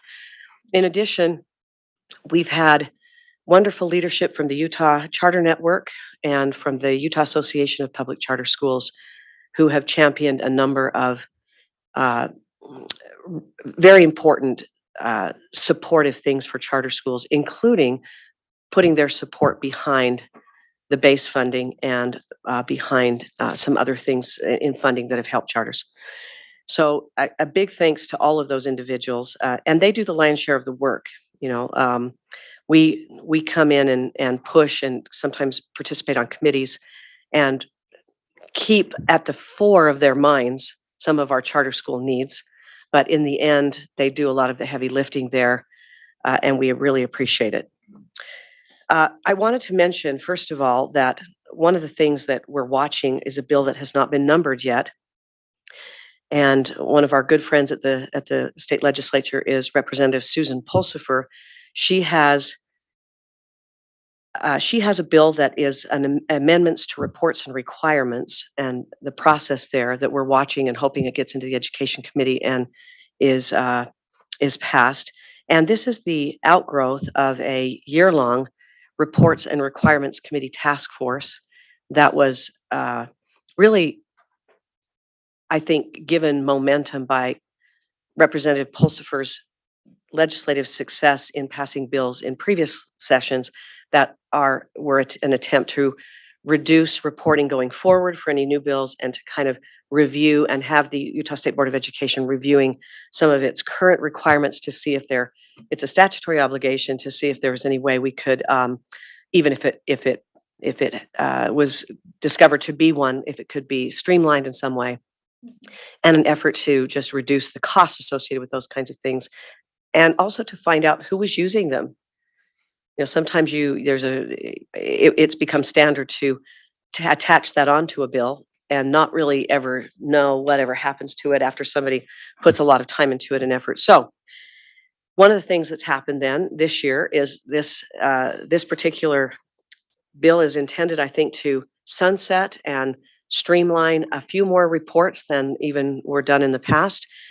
And these come out of that committee as recommendations, and now they're going to get some statutory momentum.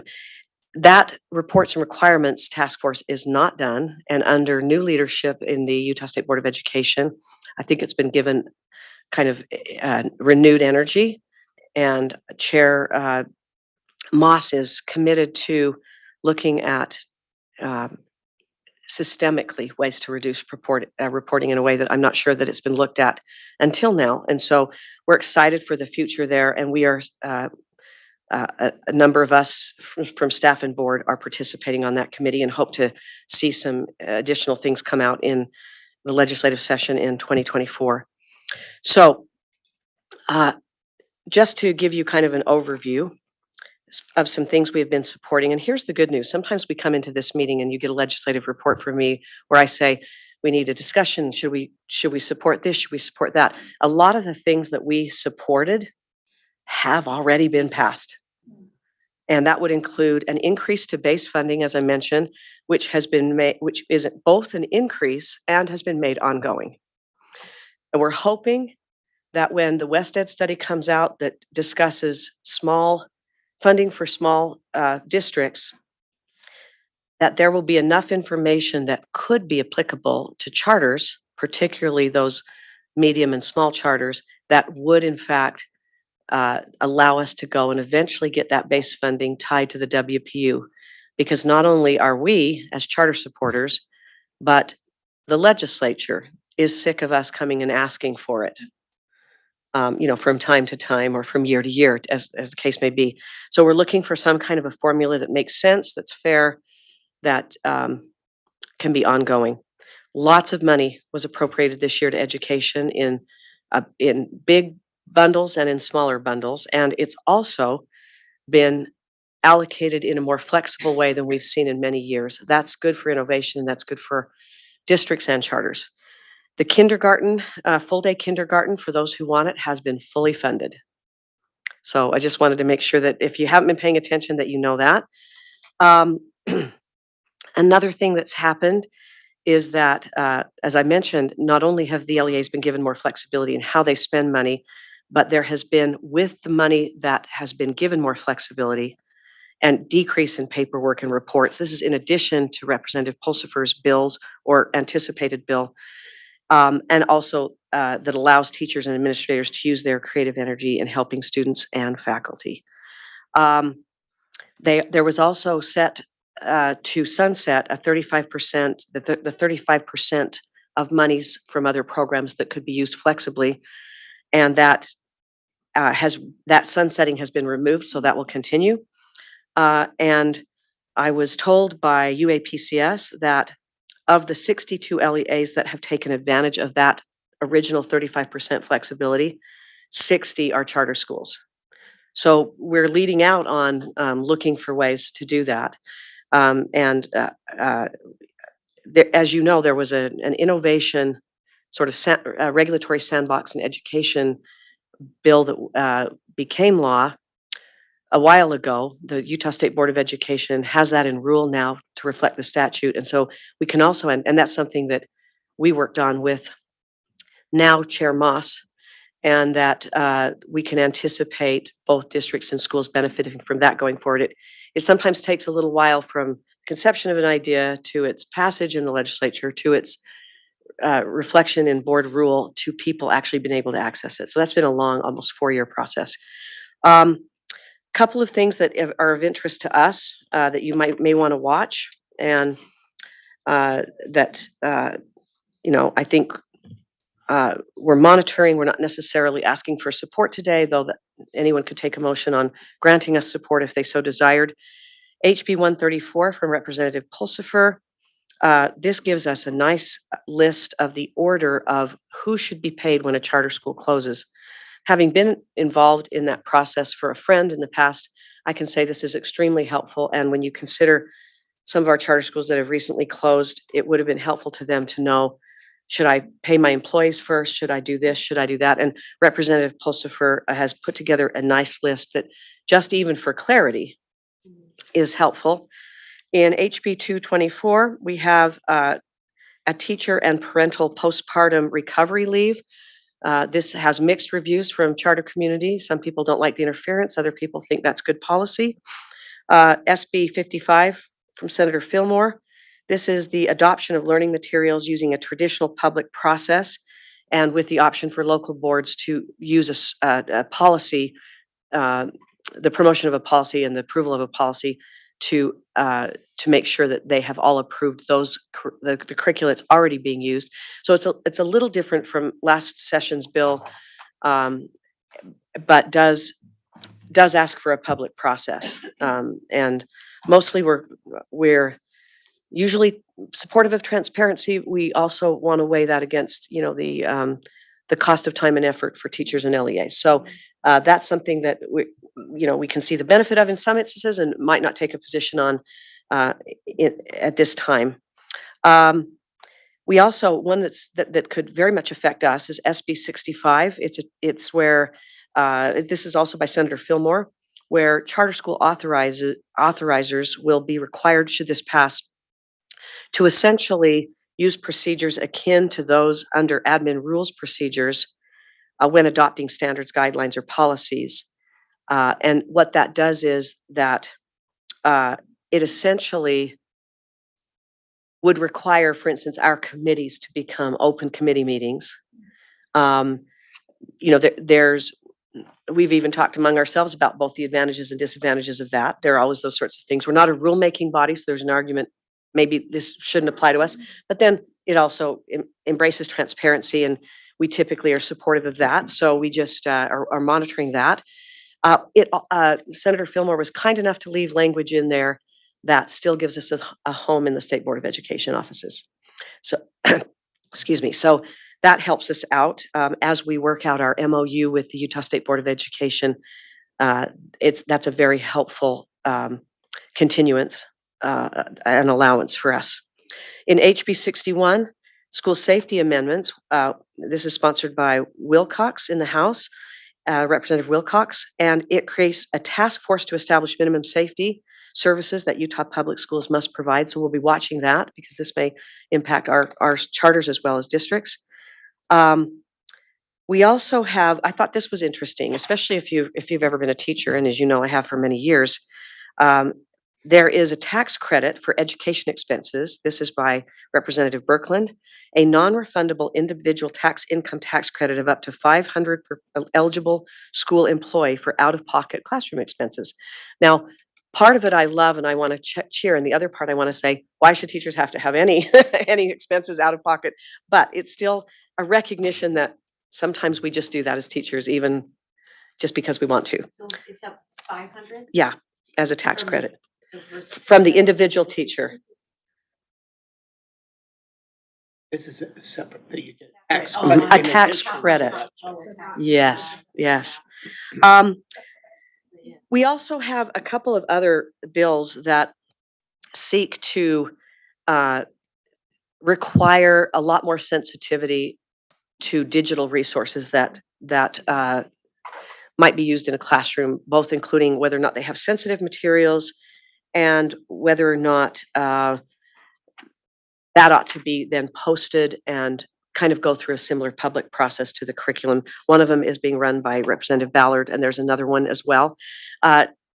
Interestingly enough, we've heard this before, but I think this bill, HB 175, from Representative Strong, this is school fee amendments. It will disallow any curricular fees, including textbooks, starting next school year.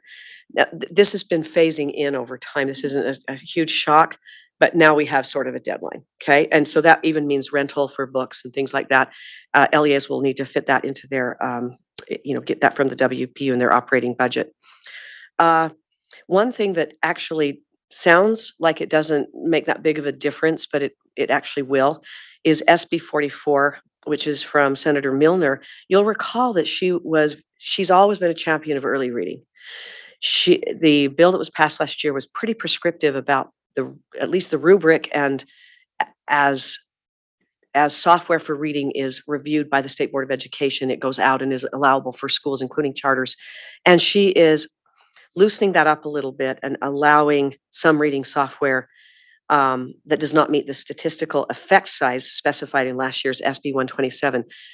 You'd be surprised at how many charter schools have worried about that. So it sounds minuscule, but it allows these particularly small charters who are using what otherwise nationally, seems like a really good software, or locally for them with their own data. they would like to continue to use that. They're having great results, and this little tweak will allow that.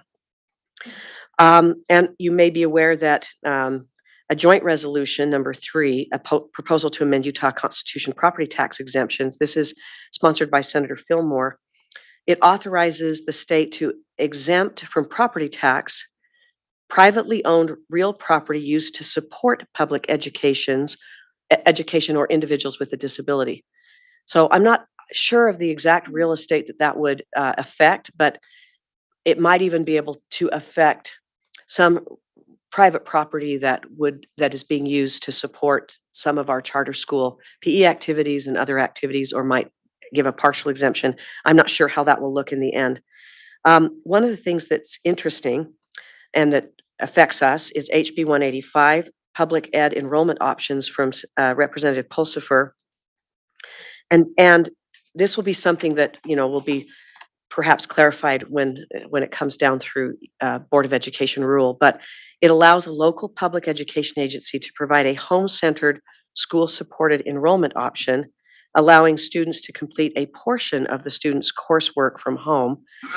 And essentially, it's not entirely different from some of the dual enrollment options that we've seen before that are creative, that allow kind of some home and district, or two different LEAs, but we'll have to see what that looks like coming out. Finally, one that I'm interested in personally, but that is unique enough, I'm going to mention it, and I don't think our board should take a position on it. I'm not mentioning it because of that, but it has been illegal in the state of Utah to even use the word consent.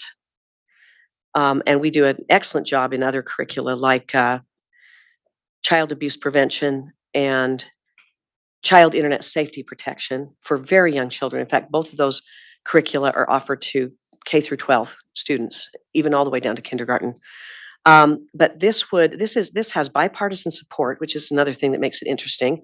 So you have Representative Spackman Moss and Senator Cullimore, who are both co-sponsors of this bill. And it requires the state board to establish curriculum requirements that includes instruction in sexual assault, resource strategies, sexual violence behavior prevention, legal implications of electronically distributing sexually explicit images. So there's a safety component in there, and amends provisions related to when a student receives health ed instruction. So it actually requires it to be at certain grades versus where it is right now, and other requirements that are related. And this would be an effort based on the research that's coming back even as late as recently, as 2020, that when you teach children about boundaries, even if it's just about your lunchbox, that you also teach someone to receive amicably those boundaries that you've set up, and how that is an important component of what we teach our students in school, to belong to a community. And so anyway, just some interesting bills that we're following that. Of course, education always has literally the most bills that are in the entire legislative process. So there, if you actually go into, the legislative site and you put in education, you will be reading for a week. So these are some that are specifically interesting, I thought, given our current laws on the books, and also interesting because they directly affect charters or perhaps us as an authorizer. Vice Chair Phillips, thank you for that report. We have oftentimes, and I don't know if you're requesting that we've sometimes, and I don't think we have yet this year, kind of given authorization to our legislative representatives, plurals often, but now Vice Chair Phillips has been handling this all on her own these days, but that we've often said as there are substitute bills, as amendments are made, as we look at the new bills introduced, that we've given her the authority to represent us, because we don't convene a meeting to talk about each one individually, that we've often said, our philosophy, and we kind of support that. I don't know if you're looking for that kind of a motion of support. I am not at this time. We may need to do that, and if there's something that's really vital. But as I said, a lot of things have been kind of established that we had already decided as a board we would promote. And so certainly if there's a bill that somebody wants to make a motion about, I think that could be done. And may I just add one other thing? Because Absolutely. So Executive Director Lambert and I went and gave the, I guess you could say, status update on our board. And one of the things that is maybe important for this board to know, and by the way, Director Lambert did an outstanding job with that. And it was interesting. It was kind of interactive. It showed some of the art that we got from our fantastic contest. And one of her goals, which was met, was that let them think anything of us, but let them not think we're boring, right?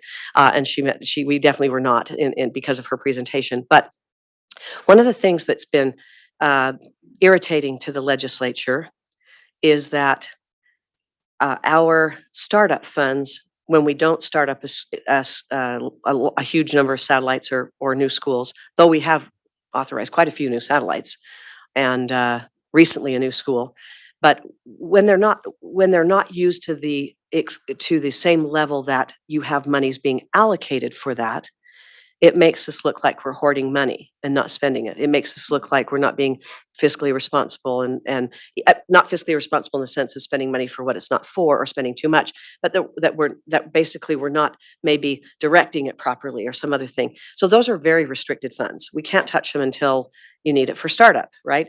And they're the kind of funds that you really need them when you need them and you don't when you don't. And so, in years past, in decades past even, those funds have been heavily drawn on, and they're less drawn on right now. We have a very good process for, but it's much more stringent than it has been in the past. We require we're at a higher bar. We aren't authorizing as many schools as were authorized 10 years ago.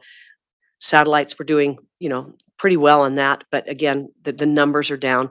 So we were worried that one of the things we needed to convey was the importance of looking at our allocations separately as operational costs and training costs and startup funds and different things so that they really knew where these monies were going and what they were allocated for and so on. So the point is, and often our training costs and operational costs are flexible if we're not allocated to the extent that we need to be. We can even use some of those monies in a commingling way, but not the startup funds. So we asked for a legislative solution in that we said, please don't take away any of our operational funds. We need those. We're at a good staff level. We want to be robust. We want to do what you want us to do, which is monitoring. We're doing better than we have, even, perhaps in our board's history. And a lot of that is because the legislature recognized we needed the staff we have. And please make visible the carryover or the startup funds over here that we're carrying over from year to year so that you can see, or even hold them at the legislative level until they're needed, so that it doesn't appear that we don't need the money that we are being allocated for operational expenses and others that are earmarked for things.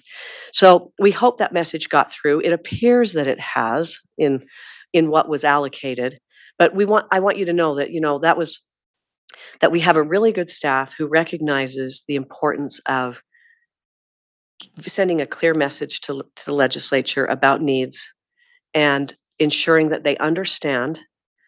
And, it's something that the board might have passed over if I hadn't reported it today, that we are continually each year trying to make sure that we have the money we need to do our statutory obligations. That is probably one of the most important things that happened this legislative session for our board, and I almost passed over it. So thank you. Thank you so much. Do any of you have questions, things you'd like to discuss relative to the legislative session, things you might want to ask Vice Chair Phillips? Anyone? Keep watching. Of course, this legislative session ends on March 3rd. Not that anyone is counting those days, but it ends on March 3rd, and then the governor has 20 days beyond that to purposely sign or veto bills that have passed in the legislative session, or their enactment clauses just take care of the enactment of those bills into code. But watch for things. If there are things that will help our schools that you say, hey, we need a legislative solution to this in the future, always watching and seeing some of those. I'll tell you that last Wednesday, I was in the Education Appropriations Committee, and a great presentation was made by a few folks from our regional service centers. I don't know if all of you know the regional service centers, but Utah has 4 regional service centers that were established in 1969 to service primarily rural districts. And that's, we had rural and non-rural districts in 1969, and they provided tremendous service. I think Member Bassett's district where she works is part of CUES, I think, right?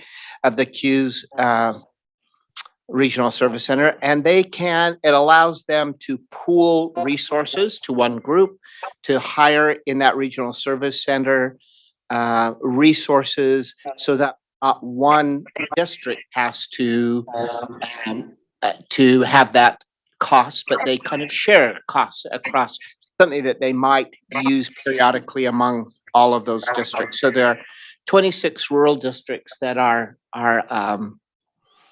served through those regional service centers. But it's interesting that from along the Wasatch Front, as I show the map, there is not a service center. It's just on the map white, because there is no service center there. And some of us sitting there thinking, things have changed since 1969. We have the majority of our LEAs are saying it serves all of these LEAs. Well, it doesn't serve every LEA, in the sense of they're saying these are big districts along the Wasatch Front, they don't need it. So as we're thinking about things, and maybe there's not an appetite, and maybe it comes with strings attached that we don't want, but I thought, should we have a service center along that Wasatch Front that serves charters? Because we have a lot of LEAs along the Wasatch Front who might be able to then have a service center where they can get the buying power together, have joint service together, that they might be able to hire special ed service or a psychologist who helps to evaluate testing, other things that one LEA, one of our charters couldn't do alone, but pooled together in a service center, they might. So the service centers actually provide great service, but I wonder if we need to update this. As I sat there, just as my example, I thought we need to update our service centers. And I think others who are sitting there, since I see Kim Frank here, I was sitting next to Kim, and we both at the same time, I think, said, this would be what a great opportunity to have. We need a service center in that area for the LEAs that are charter LEAs. Yeah. So I think it's a great idea, and I was part of NEWS when on the board of NEWS when I was a director at a certain rural charter school. But in many ways, our Wasatch Front charters, many of them, not all of them, but the medium, smaller ones could greatly benefit from that.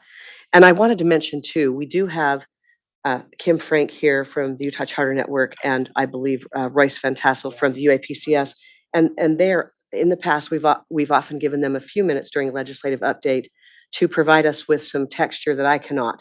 Yeah. And so perhaps that might be something. Yeah, absolutely. Before we close this discussion, that's exactly where we need to go. But let me just close up. If there are things that you see, this is a place where we should talk about those. If there are legislative solutions that you hear of, you think about, we're not going to pass that kind of work this session, but now's the time to start thinking of the 2024 or 2025 sessions. What are some things that will help our schools that someone may have inadvertently just left off the table, or some things that just a minor tweak will help. And those who work really closely are Royce and Kim. And this is a great time for, if you would like to add, Royce, if you want to add some, come up to the table, and then Kim will give you some time as well. If either of you or both of you would like to share some of the work you're doing, I know you're both there more than the rest of us sitting here. So we'd love to hear your input. Thank you so much. Royce, do you want to lead out, and then Kim, if you'll follow. Good afternoon. Royce Van Tassel, Utah Association of Public Charter Schools. I think that everybody in public ed, frankly, should be doing backflips over the recommendations that came out of the Public Education Appropriations Subcommittee. The if you sort of if you look at the proposed direct WPU increase plus the $200 or so million for teacher pay, plus the increase, the full day kindergarten, plus the increases to, and I don't remember what this add-on is, but essentially for the difficult to educate children in our K-12 system, it totals roughly a 12, I can even do the numbers to get as high as 14% increase on the value of the WPU, and all of that in ongoing funds. And that funding is essentially all unrestricted. And if there are two messages that come out of those recommendations, it's here's a bunch of money. We love you, public education. And second, we want you to come back and impress us with what you can do. It's not our job to tell you, Ben Leishman told me he remembered, he's the fiscal analyst for the State Board of Education, that at one of the sessions, they had 110 separate items that Public Ed Appropes had prioritized with the ongoing money. This time, all of the separate line items for both ongoing and one-time, in fact, this is it. One page. This is an unprecedented sea change, and one that, as charter schools especially, we should be thrilled at. The work that you and Cindy and Representative Pulsifer, and before her, Senator Henderson, now Lieutenant Governor, have championed about reducing paperwork. Most of that comes down to how many different line items do we have to justify that we're using this money correctly. And them saying, here's gobs of money, go and do good things. We're not going to micromanage that, is going to go a long way in reducing that. That's that. So we should be doing backflips over that. The decisions have come out of Public Ed Appropes. They will be ratified.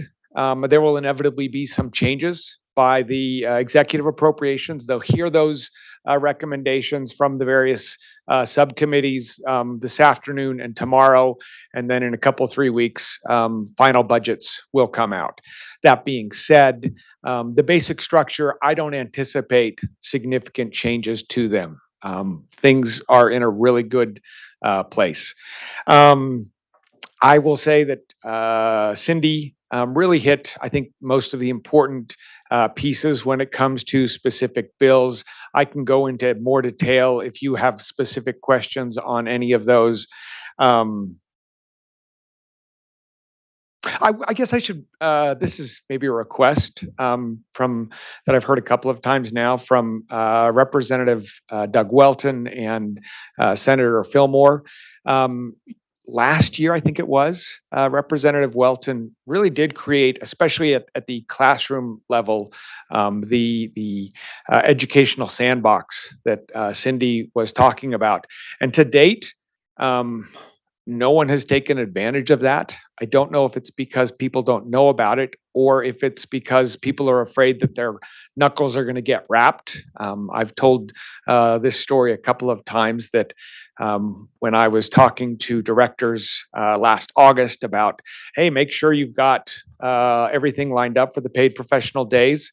And directors kept telling me that can't be that simple. I just have to have a conversation in an email that says, here's how we're going to use this money. There's got to be a form that I've got to fill out. Someone's going to come back and wrap my knuckles. And I said, no, it's really that simple, which I took as a very clear indication that people don't really believe that the flexibility is going to be given. We've created a culture that is more interested in compliance than creativity. And the legislature wants us to be moving that way. And I think that we need to do a better job. And I'm speaking for all of us in the public ed community, but charter schools especially, in saying, hey, Representative Welton's given us some tools. Let's go use those. We've used, as Cindy pointed out, the flexibility that Senator Fillmore has provided, but there are other opportunities and we should be taking advantage of those. So I'll just leave it there. Thank you. And that's a good reminder that as follow-up to legislative session, it's a good thing for us to say, do you know about? Here's something, because I think you're exactly right. There are many who are doing good work with kids every day and just trying to keep up with what's happening in classrooms, and they don't know of opportunities that have come their way. Do you know, I'm going to also ask, you have that, the sheet must have come from EdAppropriate, that those line items. Did it come off the site as well? I'm saying that because I wonder if anybody else would like to have a copy. Is it online? It is. I sent the link to Cindy earlier today. Would you? Yeah. That would be great. Thank you. I know we'd like to see it and to look through those line items. Thank you for showing us. All right. Any questions for Royce? Any of you have things you want to ask? Go ahead, Representative Cisneros. So I know this was just in committee. Any progress on HB 270 about the cell phones in classes? Is it going to come out of committee? No, that died a week and a half ago. It died pretty hard, actually. No, it died pretty hard in committee. Yeah. Committee this morning, Tusher, I think it was the other curriculum one died in committee this morning as well. So yeah, I think there's broad agreement among the public ed community that folks are very comfortable with Senator Fillmore's bill. If anything, Representative Tusher's bill labors under the backwash from last year. Yeah. But I think Senator Fillmore spent a lot of time last session and in the interim saying, how do we provide the kind of transparency that parents want without creating undue burdens on teachers and LEAs? And yeah, I haven't heard anybody that says, oh, what Senator Fillmore is doing is inappropriate. There's very broad agreement there. Okay, thank you. Yeah. Perhaps, Royce, you could also comment on, I've been watching it, but haven't watched it recently, that there's an expansion of authorizers in the state, potentially. Sure. And that would be something, of course, we've gone on record numerous times talking about including in front of the legislature when we gave our status update, that we welcome a sort of robust authorizing environment in our state. So a couple things to say there. One, nothing is real public yet, but I have heard very quiet discussions from a number of other public institutions of higher education that would like to get into the authorizing game. We'll know more probably in the next 3 months, but I expect that we'll see a significant increase there. Second,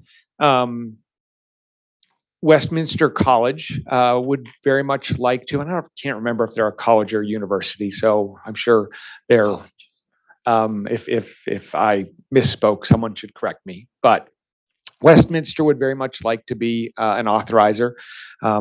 There's a school, Salt Lake School for the Performing Arts, that would like to change their authorizer from the Salt Lake School District to Westminster. Westminster wants to do that, but Westminster is a private institution of higher education. And I think there's pretty general agreement. It's in one of Senator Fillmore's bills. I don't remember which one, 45 or 65. Maybe it's 55, I don't remember, but it would open up the opportunity to become an authorizer to 3 private institutions of higher education. And I say 3 because it's specific to who the accrediting agency is. And in this case, I think it's BYU, Ensign College, and Westminster. And I really only expect that Westminster will take advantage of that anytime in the near future. Maybe Chair Bowles can convince his colleagues that they want to. But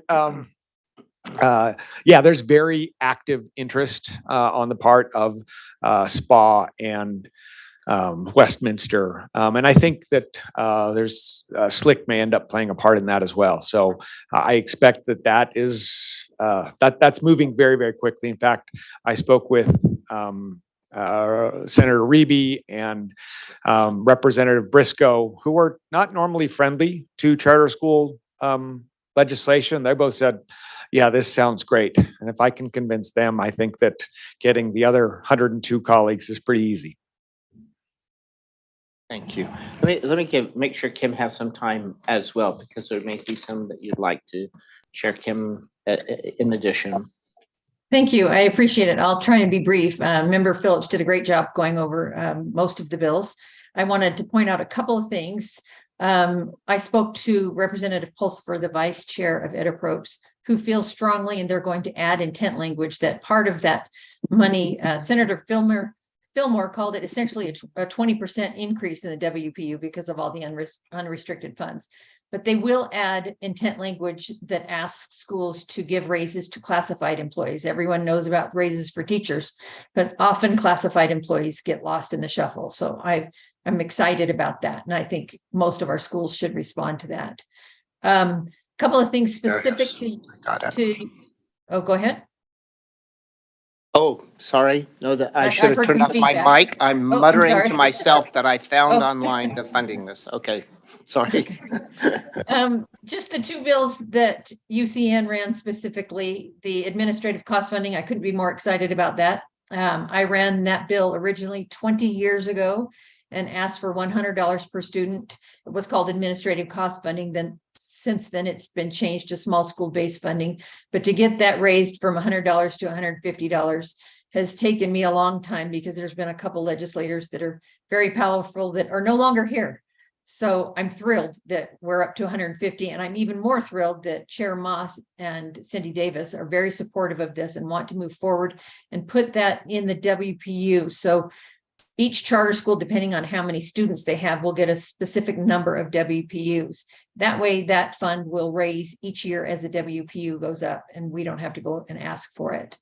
The reporting requirements, you all know I've been working on that one also for years and years with Senator Henderson when we began this process. Representative Pulsifer is very interested in getting this moving forward. Her bill that's not yet numbered or even public yet does not have a lot in it. I feel like under Chair Huntsman, we've laid a lot of groundwork, but I feel like with Chair Moss, he is very excited to move some big rocks, as he calls it, some big pain points off of our desks of our administrators.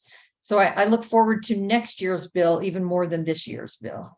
And then just finally, on the school safety, I've spoken to several folks that love the idea of school safety and money going into school safety, but they question whether it should come to charter schools that lease their buildings. My argument is that those students deserve safety just as much as anybody else, even the schools in strip malls they bring up specifically. And I will keep my eye on that, but I think we could build vestibules, do lots of things to make those schools more safe, even though they're leased. The state doesn't technically own those buildings. It wouldn't take a lot of money to make those schools safer. So I'm gonna keep my eye on that as well. But Royce and Cindy did a great job with the rest of it. Thank you for your time. Thank you so much, and thank you for representing all of these schools too. All right, so here's my question. I did find it. I muttered to myself, sorry, Kim, muttering while you were speaking. So tell me, I don't know, and I know you'll know quickly, what Create Utah, it has Senator Fillmore's name next to it. I'm not sure what Create Utah is. Will you help me to know that? Create Utah is an Adobe product. It's a statewide license. A lot of LEAs, maybe even, I mean, this would make it available to all of them. They've been available to all LEAs on one-time basis. This would be on an ongoing. So I think that number is what, $5 million? And Senator Fillmore was the sponsor of that Even request I for think the it's showing appropriation. two, but it's, thank you. That helps me to know what that is. So thank you. I wasn't sure. Any other questions anyone has? This is such a, thank you for spending those long hours, all of you, Royce, Kim, Cindy, at the legislature and speaking on behalf of schools and children, therefore, in our state and supporting them. Thank you so much. Thanks. All right, all. We're at a place of our in our agenda that we do have a need to go into.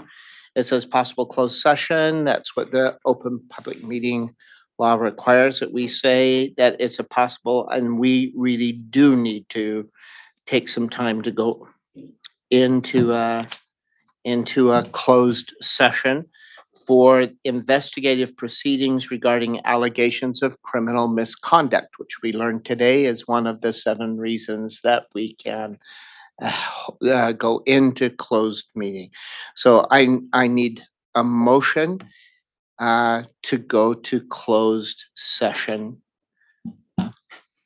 I would like to move that we go into closed session for the purpose of discussing possible criminal misconduct. Investigative proceedings regarding allegations of criminal misconduct. Yes. Thank you. And a second to that motion. I'll second that. And a second from Vice Chair Phillips. It's not debatable, but we just vote. All those in favor of going into close, say aye. Take a roll call. Oh, yes, we do have to take roll call. Thank you so much for that reminder. And Representative Cisneros. Yes. And Member Olson. Yes. Vice Chair Phillips. Yes.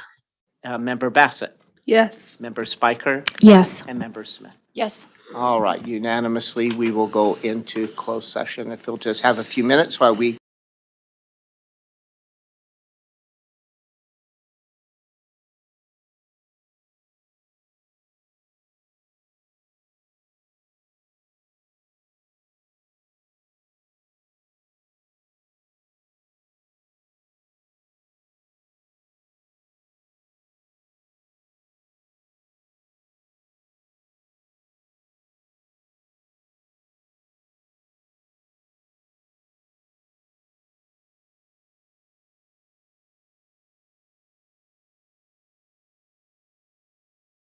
Second, I will second that. a second from Vice Chair Phillips.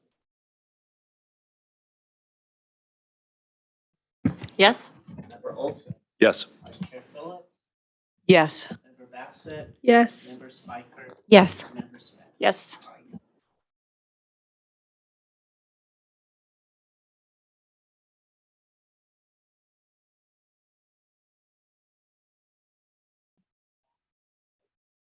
Everyone looks at me because this is my favorite motion. Motion to adjourn. Motion to adjourn.